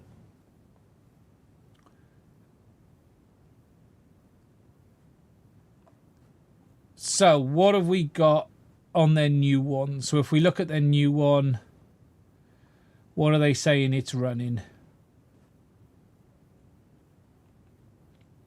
Because no one should be advertising BL Heli 32 anymore.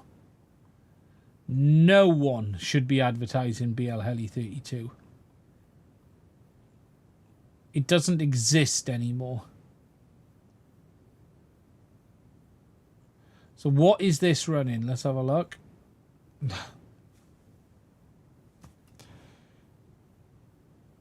It doesn't exist anymore. No one should be marketing this now. It's absolute bullshit and nonsense that manufacturers are still doing this. It is over. It is a company that is no longer trading.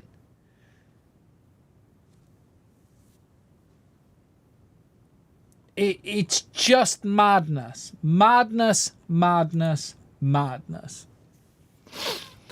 But you are still getting this shit going on.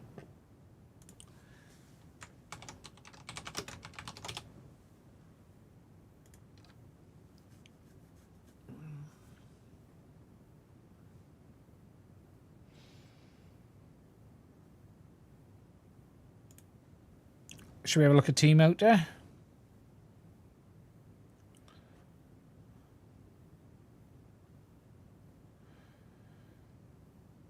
So what are T-Motor selling? So we got the F55 Pro 3.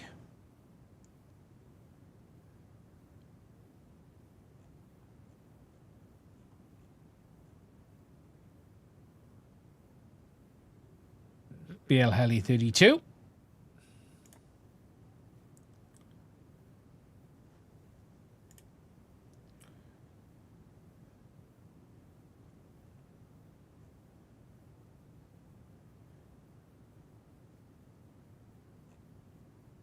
What do they say? Let's have a look. They don't actually say on that one.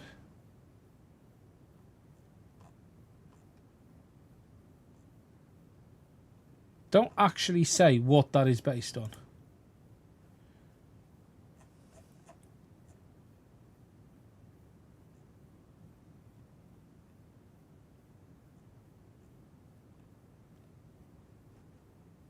Doesn't even say the firmware.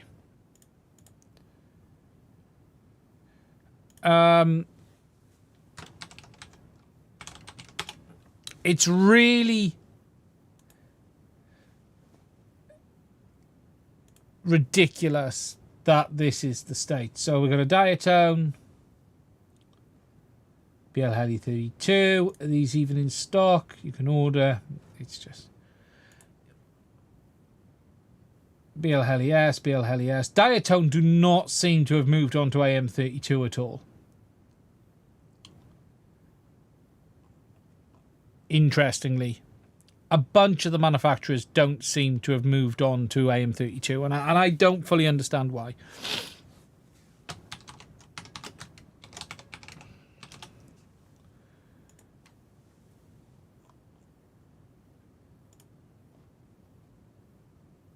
So if we look at the pull requests on AM32,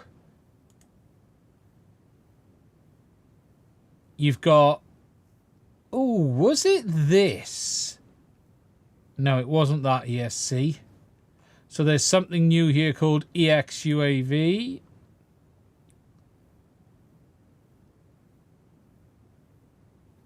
HLRC have added one.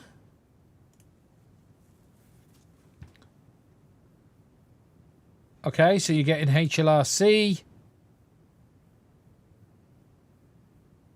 You're not getting as many targets as I thought. I'm a little surprised. Should check the closed as well.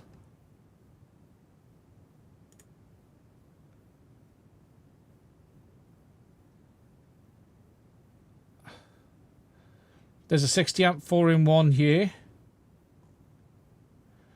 Tridge. I noticed Tridge is around. The man himself is heavily around AM32 as well.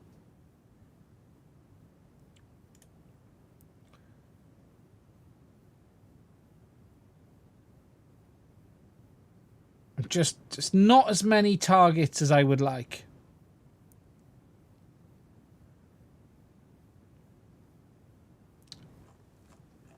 It's interesting. It is definitely interesting. What is clear is there has not been a mass migration to AM32. That is clear. And for those who haven't seen it, I really like the AM32 configurator. I really like how easy it is to set up. I like the fact that you can manually set the protocol. There's lots of good things around AM32. But it doesn't seem like everyone... Diatone has the Mamba F55 with it, do they? There we go. I didn't see it in my first look, but yeah, not great. Not great at all.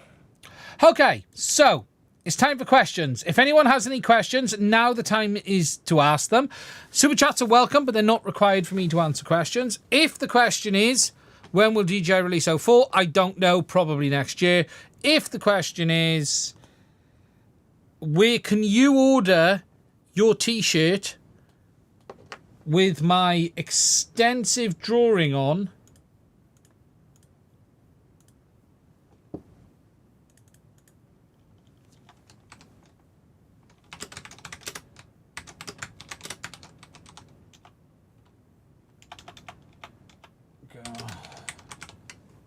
wait for it.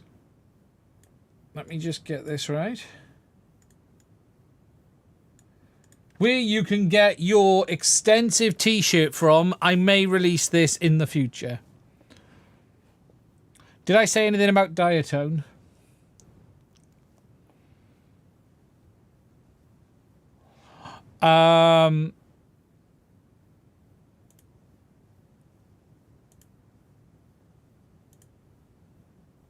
Extensive time was put into the drawing. Extensive time was put into the draw.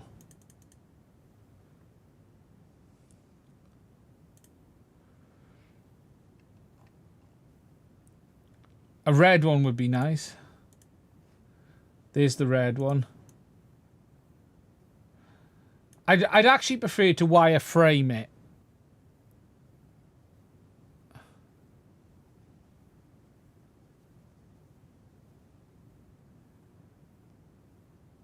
I'd probably prefer it without any text. Yeah, you could. Just what I'd probably and probably then go like that, and then just oh no, oh I broke it.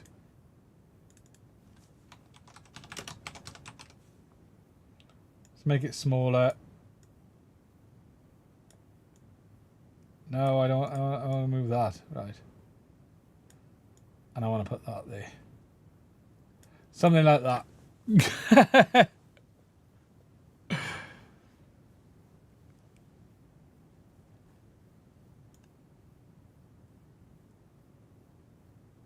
Just as a, there you go.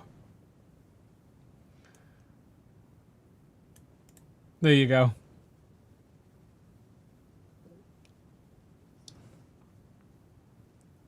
It's good money in t-shirts. If I sold 100 t-shirts, I could pay. Perhaps I should start doing t-shirts. I'd love to do a wireframe one of this. I like the idea of, can I buy a copy of that image? I might do a wireframe version. I'd like to try and do like the Gamer's Nexus with the wireframe version in gold.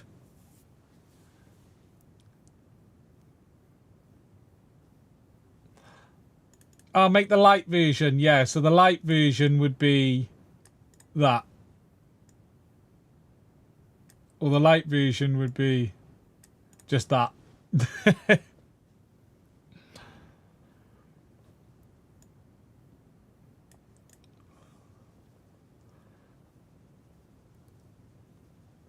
Can we get more rulers?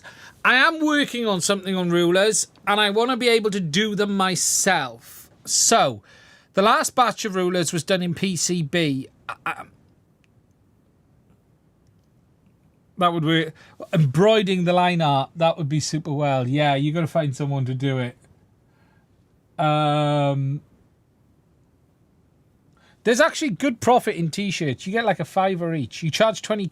So if you do 20, if you do 19.99, no, 19.99, you make $4 profit a t-shirt.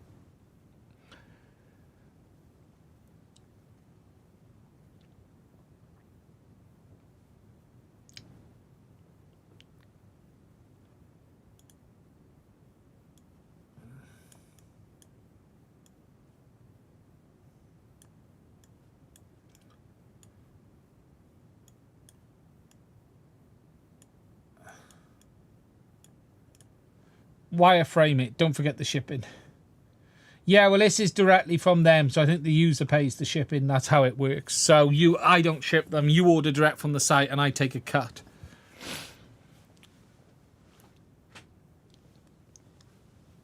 So that image is. I'd have to take the DJI logo off it because you couldn't sell it with the DJI logo. It'd be dodgy, let's just say. But I'd like to do it in wireframe. I think it would be quite good in wireframe. I might look into doing a t-shirt. I am genuinely tempted.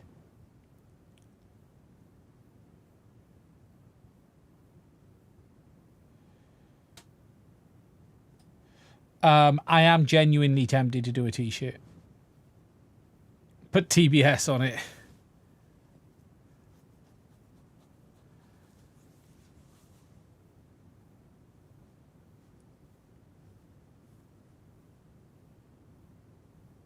It would be quite funny. Make it $49.99 and think of the profits. Fuck DJI t-shirt. No, it would be... Fly Tribe do some great t-shirts as you see there. Name it DJI. DJI, yeah. Ha ha ha. Yeah.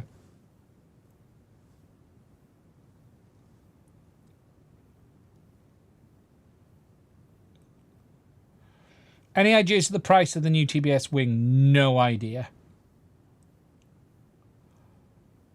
No idea.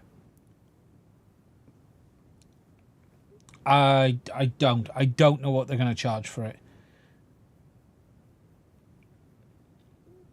Bearing on how TBS tend to price their stuff, I'm not expecting it to be crazy. I'm not expecting it to be big money.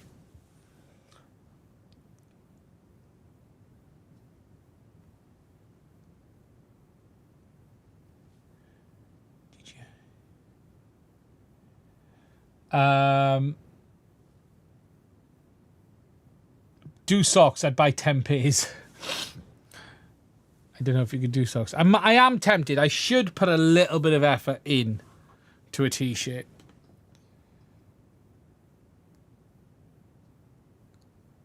Make the logo DOJ.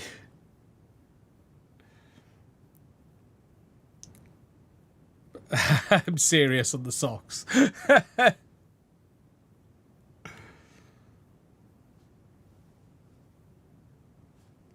I should do socks with the words Mads Tech on one side, and I'm not going to tear. I'm not going to tear it down today on the other, and then I proceed to do it, and then put a picture of a board below.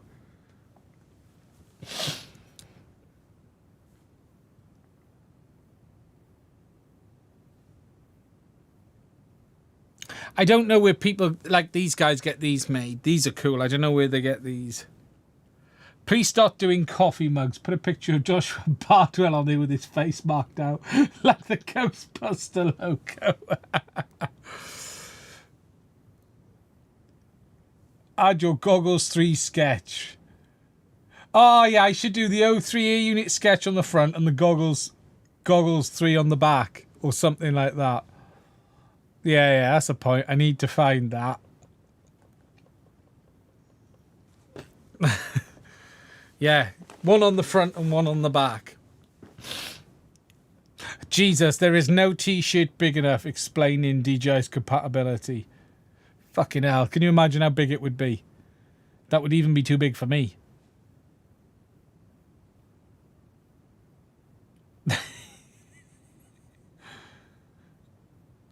I'm not even reading that one out. I wouldn't mind doing a wireframe one. Wireframe would be cool. I ain't even fucking reading out. That's just if you I could start selling coasters if you're interested in DJI 04 coasters. We do have 04 coasters for mini glasses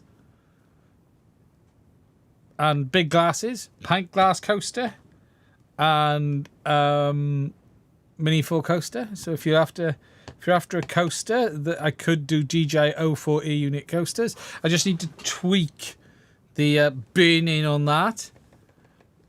So yeah, you could have your, and then you get the life size coaster there if you want with a life size one.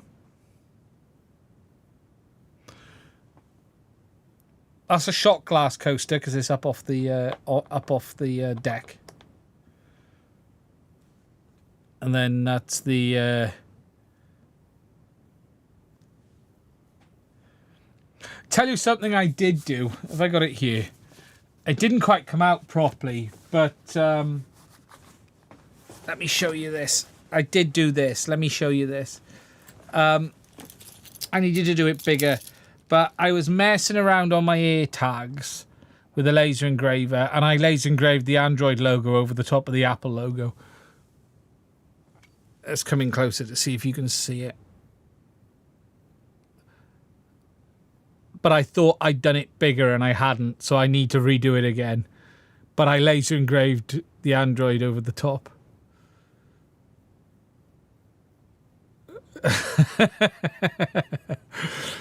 Came out quite well. I just got the size wrong.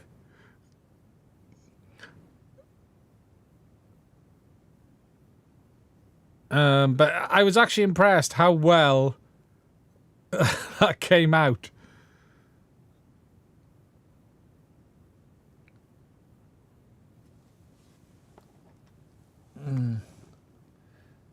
Mads Tech Fly Tribe tie t-shirt.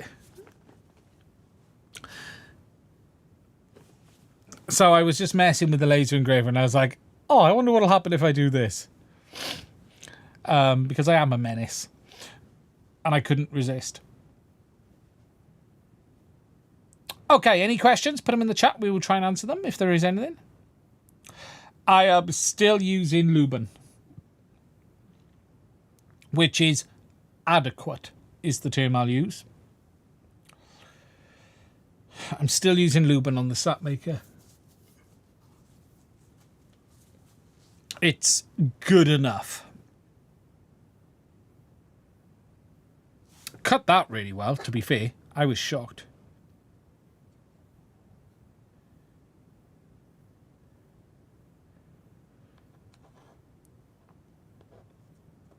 When does YouTube get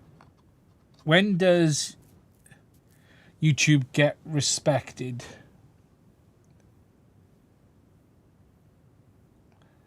When did I get into RC? Jesus, when I flew as a kid. Hello, Stu, by the way. Hope you're well. I got back into it in about 2013.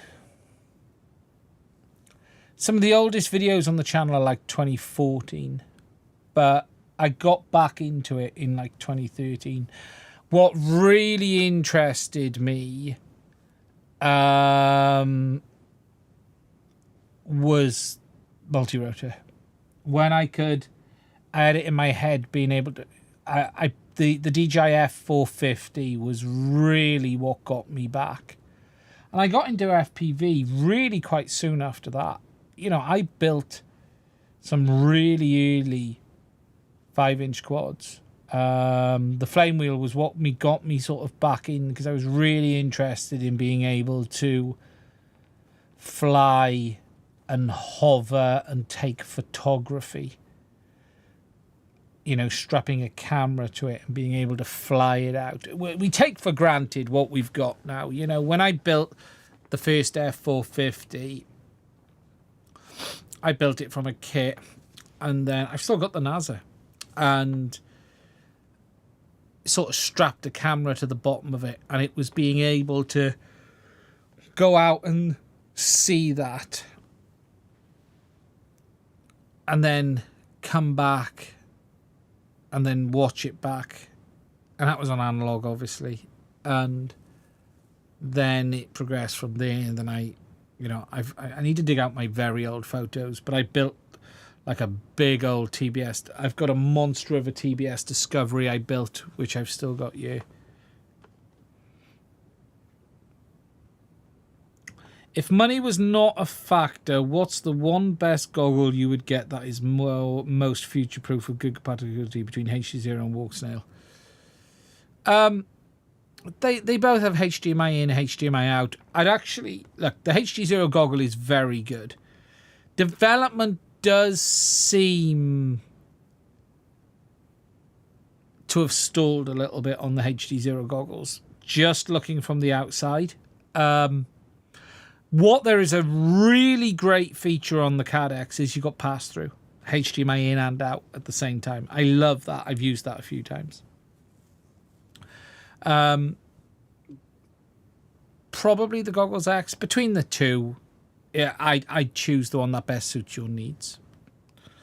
And HDZero has a bit of a tidier analog bay. But yeah, so I built the 450 and got back into multi-rotors. I haven't flown as much this year. This year, I've lost another summer. A summer has come, and the summer has gone on me a lot quicker. I wanted to get back on the planes this year, and it's just not happened. I got the plane and the wing over there. I'll be honest, it's one reason I'm really looking forward to this TBS wing, is to have one that just...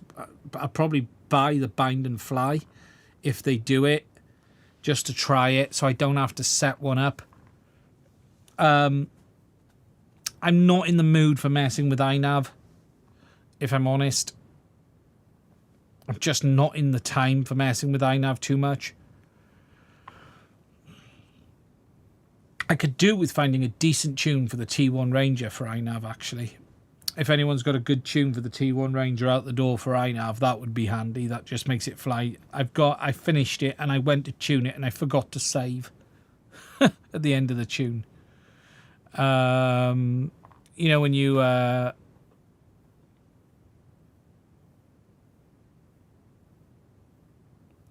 it's not that complicated. It's just I don't use it enough, and then I don't enjoy that much messing with making sure you've got the right amount of movement on each surface.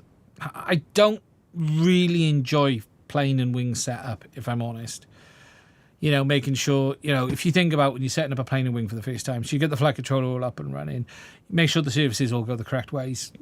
Then you inevitably find one fucking doesn't, because it doesn't. Then you got to make sure you get the correct throw on each surface. So you're measuring, you know, you're getting 10 mil up, 10 mil down, whatever. And you're going through that process. And then you make sure the mixer's right. And the last time I set up INAV, the mixer was a bit difficult. No, it's a bit all over the place, the T1 Stone. So it's not hard. There's just nothing hard. It's not that it's hard. It's just, it's all set up and ready to go, and it needs I don't know what version of INAV it's on. I mostly ballpark it. Yeah, you know, you're checking the surface direction, you're checking you got the right amount of movement. Then you're checking your modes and you got everything in place. I could do with, I wouldn't mind. Do you know what? I might pull that out tomorrow. What version of INAV is even on that? I think I flew the T1 Ranger with stock tune. Yeah. Do you know what? I don't even know what version of INAV is on it. Let's open up INAV configurator. What version of INAV configurator have I got? So the configurator I've got is 7.1.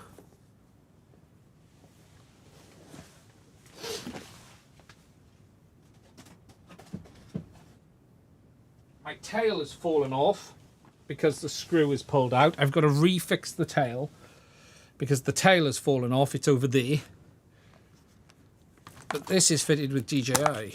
DJI, in fact. It's got a Vista in it, look. It's fully built and ready to go. I just can't remember what version of INAV I got on this. Let's have a look. If it's 7, it'll be 7, won't it? It's not that it's hard, it's just... I bet you it's 7. What are we on now? What's the latest version of INAV? Can someone tell me?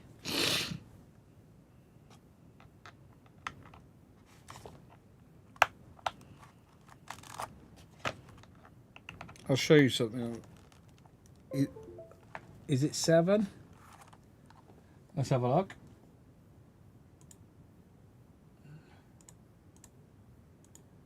Doesn't want to open configurator.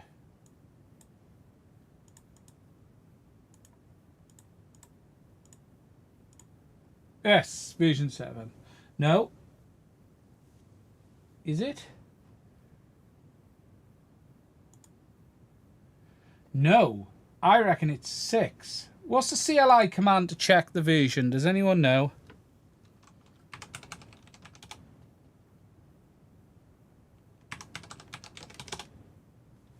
Okay, no, here we go.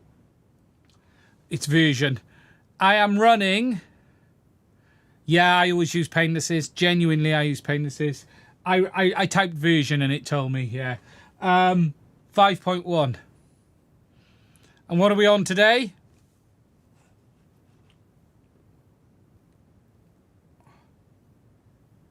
Anyone know what we're on today? I don't even know. 7.12. Oh, not that far behind. But I'm going to need to do some backups before I bring this up to speed.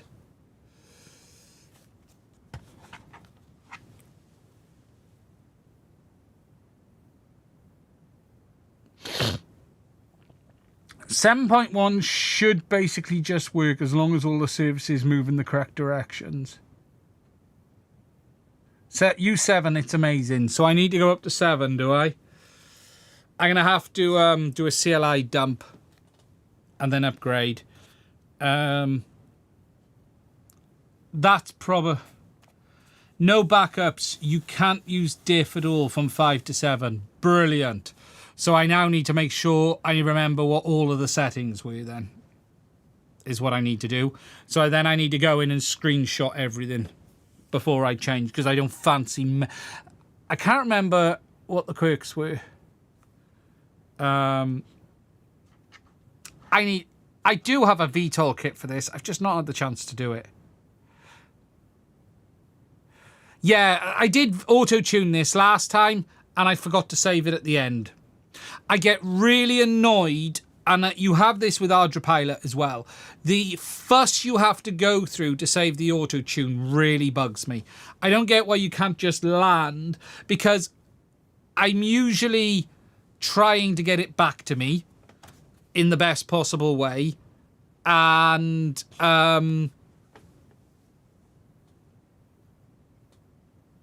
install Ardra, okay. But I need to check then what the settings are. So, do you know what? I can't remember what's in this. Is that Express LRS or Crossfire? It's got to be Express LRS. That looks like Express LRS. It's going to be an old version of Express LRS as well.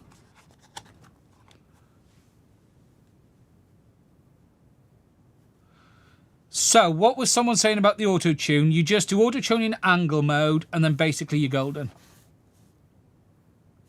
Yeah, I'll have to read up, and I need to glue the tail back on because the tail screw doesn't hold now. I need to put a longer screw in for the tail screw. Oh, does it now automatically save? About fricking time.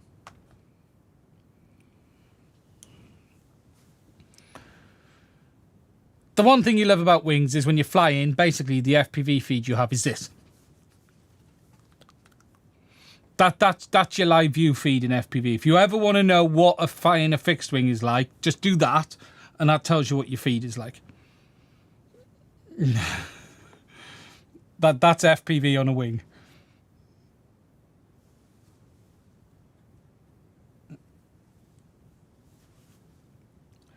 But you think it's just it's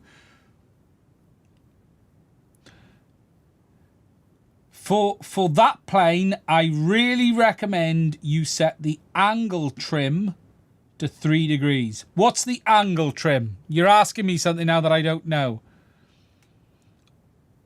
Cars is just that. Angle trim 3 degrees. I'm going to have to go back and remember this. Angle trim 3 degrees. Nose up. Yeah, okay. What I always get caught out on a plane as well. Angle trim 3 degrees. I need to make a note of that. What I always get caught out on a plane as well is not enough throttle, minimum throttle speed and fall out the sky. When I haven't flown a wing for ages, I usually forget about airspeed because you don't really think about it in quads. You don't really, you know, your forward motion is there, so you don't. So when you haven't flown a plane for a while, you know, you sort of forget about minimum airspeed, and then you fall out the sky.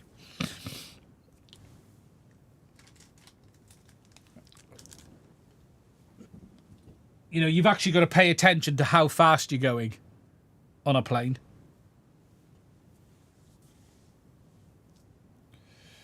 It's like, oh, I actually do need to go at that speed.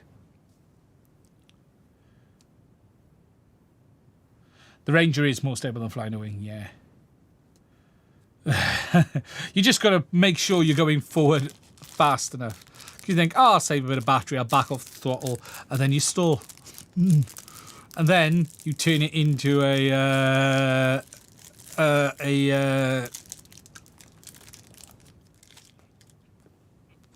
you turn it back into a kick. It's called a stall lol, yes. How challenging is it companies to offer different colour options like HC0 goggle? Yeah, it's expense. 5 stars, take a chance. Did I get the mini rolls trick or treating? No, my wife bought them in the shop, and I was like, I'm having one of them, and I stole 2.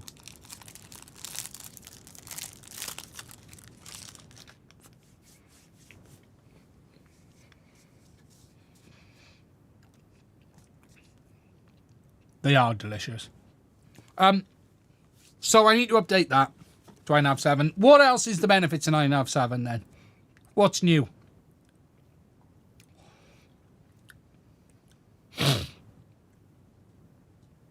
Okay, with the motor mounts, they are known to break. Great. Why does the L30 unit come out next year and not this year? Because DJI say it's not ready. You're going to put Betaflight on a wing very soon. Yeah, that's cool.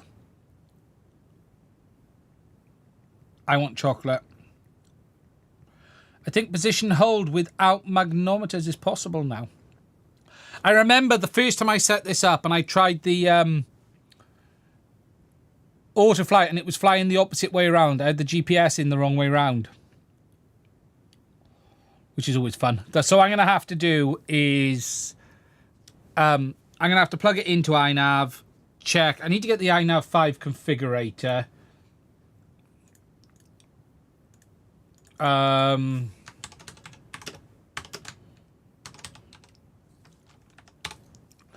going to have to get the INAV 5 configurator so I can then start doing some screenshots. Configurator 7. Oh God, how far back is it going to be? This is something that does bug me on INAV as well, is you have to have the configurator for the version. That is slightly annoying.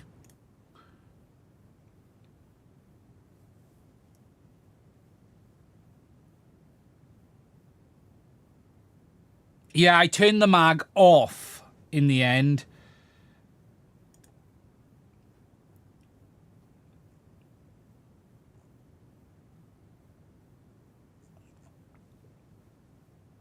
INAV's position hold is really good. It's a shame that once you start moving the sticks, it acts like altitude hold, but it's nowhere near DJI cameras. And why can I not get to page 2? Come on. INAV. Look, I'm trying to get to page 2.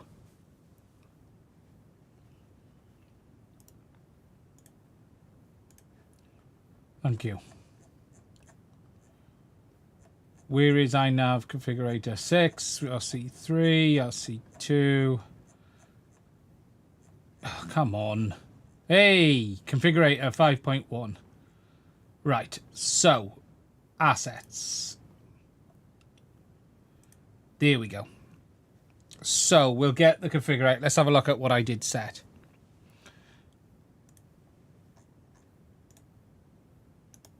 Extract files. Do we go? What has happened there? We'll have a quick look at this. Do you have to install it or does it just run? No, it just runs. Desktop. So let's see if it now connects. Close. Okay, let's see if we can connect. Let's try it, gentlemen. Let's see.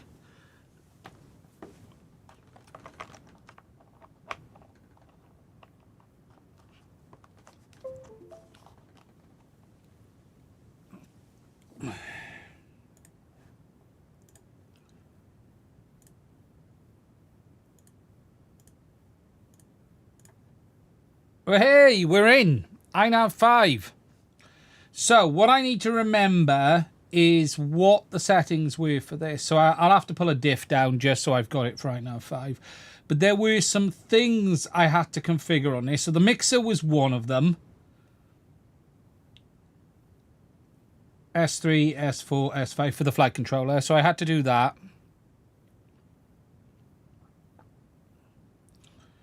So that was my mixer setup.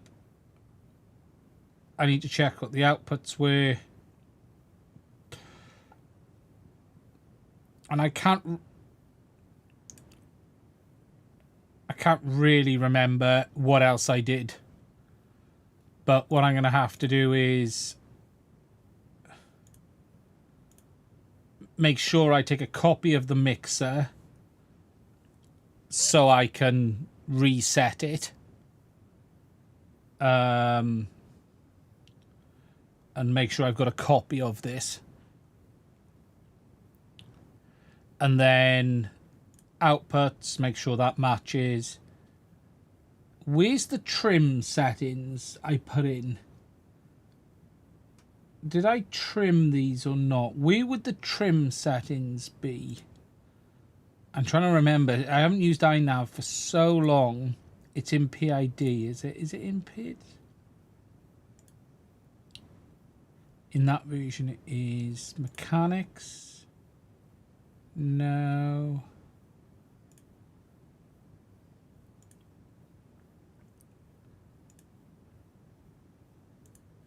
Not sure where. Is it under the mechanics? I'm trying to remember what I did for the fixed wing level trim.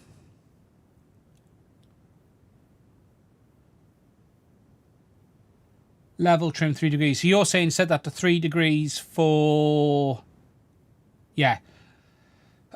What I'm also trying to find out is what I did for the servo throws. Yeah, here you go. That was my servo throw settings as well. I want to remember them, the centers, because I can adjust.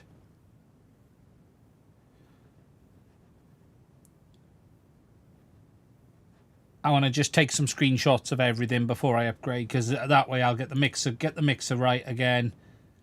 Make sure I got the mixer copied down so I can just servo get it, rather than just set it all up. I can just sort of copy it all across and be in the position then of, did I disable the mag on this? Here's an interesting option. What did I do compass wise? So we've got accelerometer. Oh, I turned off the mag. Yeah, I definitely turned off the mag, and I should have GPS enabled, and I have. So I turned off the mag and ran GPS. Make sure you check that servos are absolutely centered. The servos are absolutely centered. Make sure you check that the servos are absolutely centered. That way you don't get roll tolerances. Yeah, well, that's when I did it.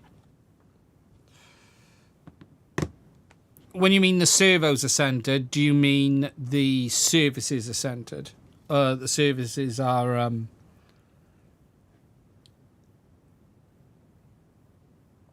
level.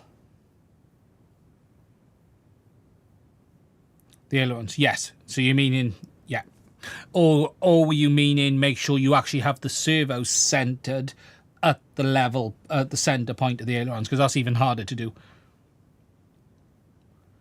So you only need GPS. Yeah. Yeah, so no, I just need to copy this down. I haven't. Did the PIDs move on this when I did it last? That was PID. So are we saying, does the newest version still need you to select compass fake to set up flight modes? So people are saying fly the latest version of INAV is what you're saying. Upgrade it to the latest version and fly it.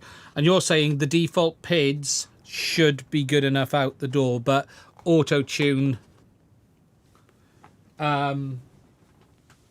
auto-tune with... thing mode.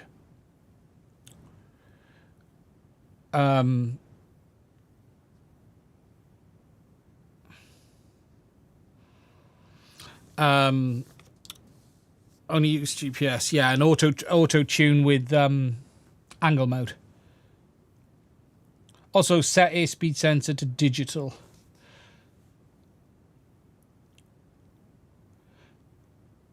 Auto tune only changes the feed forward, does it? Auto tune plus auto trim. Yes. Well, don't you leave auto trim on all the line, because the last video I watched, and this is Painless, this was Painless. Painless basically said fly with auto trim on all of the time. Is that correct now? Because Painless actually said just fly with auto trim basically on all of the time. Auto trim always on, yeah. So you basically leave auto trim on all of the time. Yeah.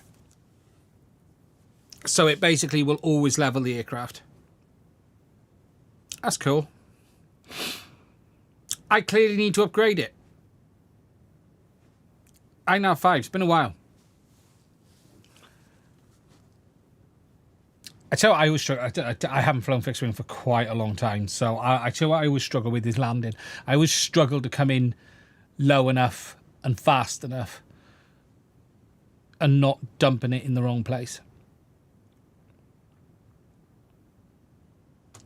Auto takeoff is great now, and that's the one thing I loved on INAV last time I tried it. The auto takeoff is phenomenal now. I'd love to finish. I need to get the AR Wing Pro. I rebuilt an AR Wing Pro up there. Auto launch is phenomenal, yeah. Yeah, I did initial auto trim and then auto tune and then leave auto trim on permanently, yes. So, now, what? You now also have auto land? Sorry, what? How does... Wait a minute, I've missed this. How does that work?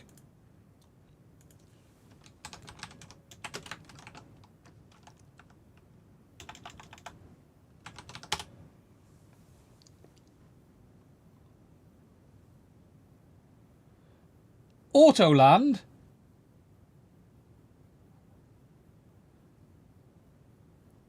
Set the pitch to 20 degrees and 65.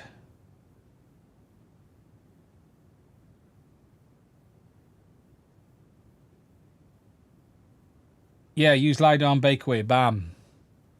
Just point at the ground. Yeah. I'm going to have to... I'll be going back and watching this stream from the live comments because he's telling me all of this. If not, can you send me an email? So here's the thing. Canon, do me a favour. Canna, can you do me a favour? Are you on my Discord? If you're not, can you pop on my Discord and remind me of all of this? If not...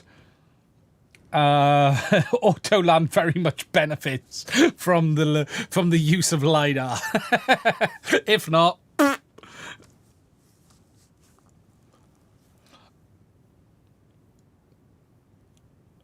auto trim isn't auto level.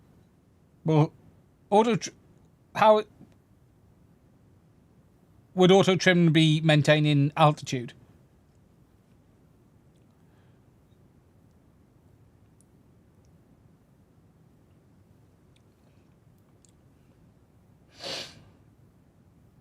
So you say now, INAV auto tune auto saves. Do you have to do anything, or does it? Has it now improved to the point of just auto saving? So I'm looking at the docs. So I just want to check this.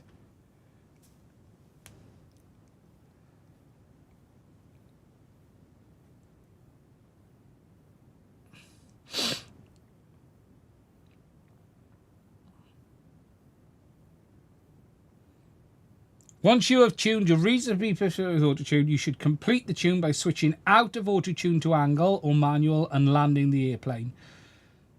Note that auto-tune mode doesn't automatically... Still says you doesn't automatically save the parameters to the EEPROM.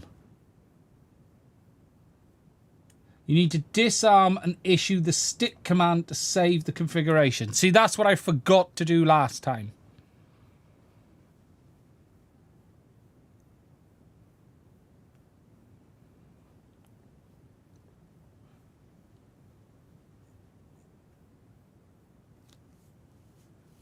So is that the same today? Because that's the bit I forgot to do.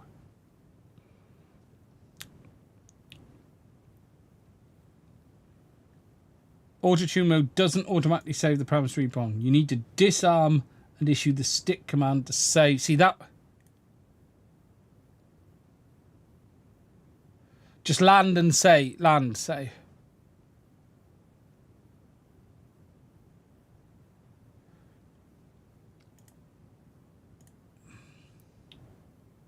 So stick command to save.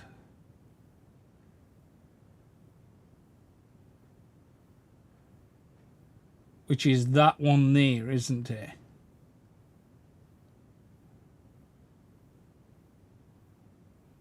Land, disarm, save.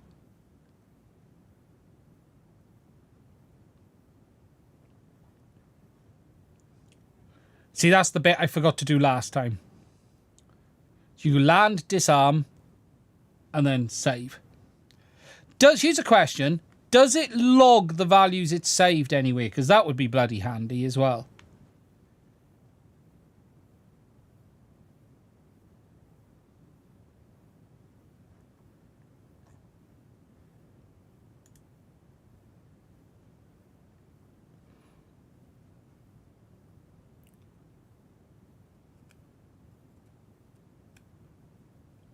So does it log the values it came up with anywhere if you lost them? So you could just go back in and pull the values. It's a shame you can't. My head is in the way. Yes. No need to manually save. Okay, so it's now changed, is it? Maybe in the dump. Yeah.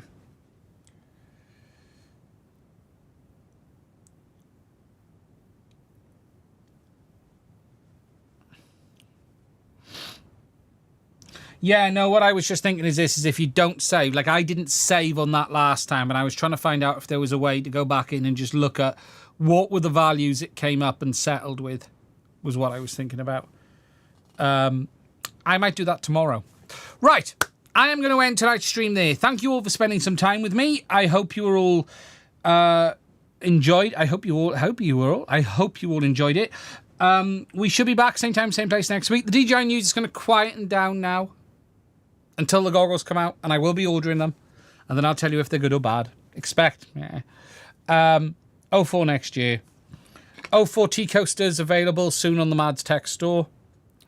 04 T coaster.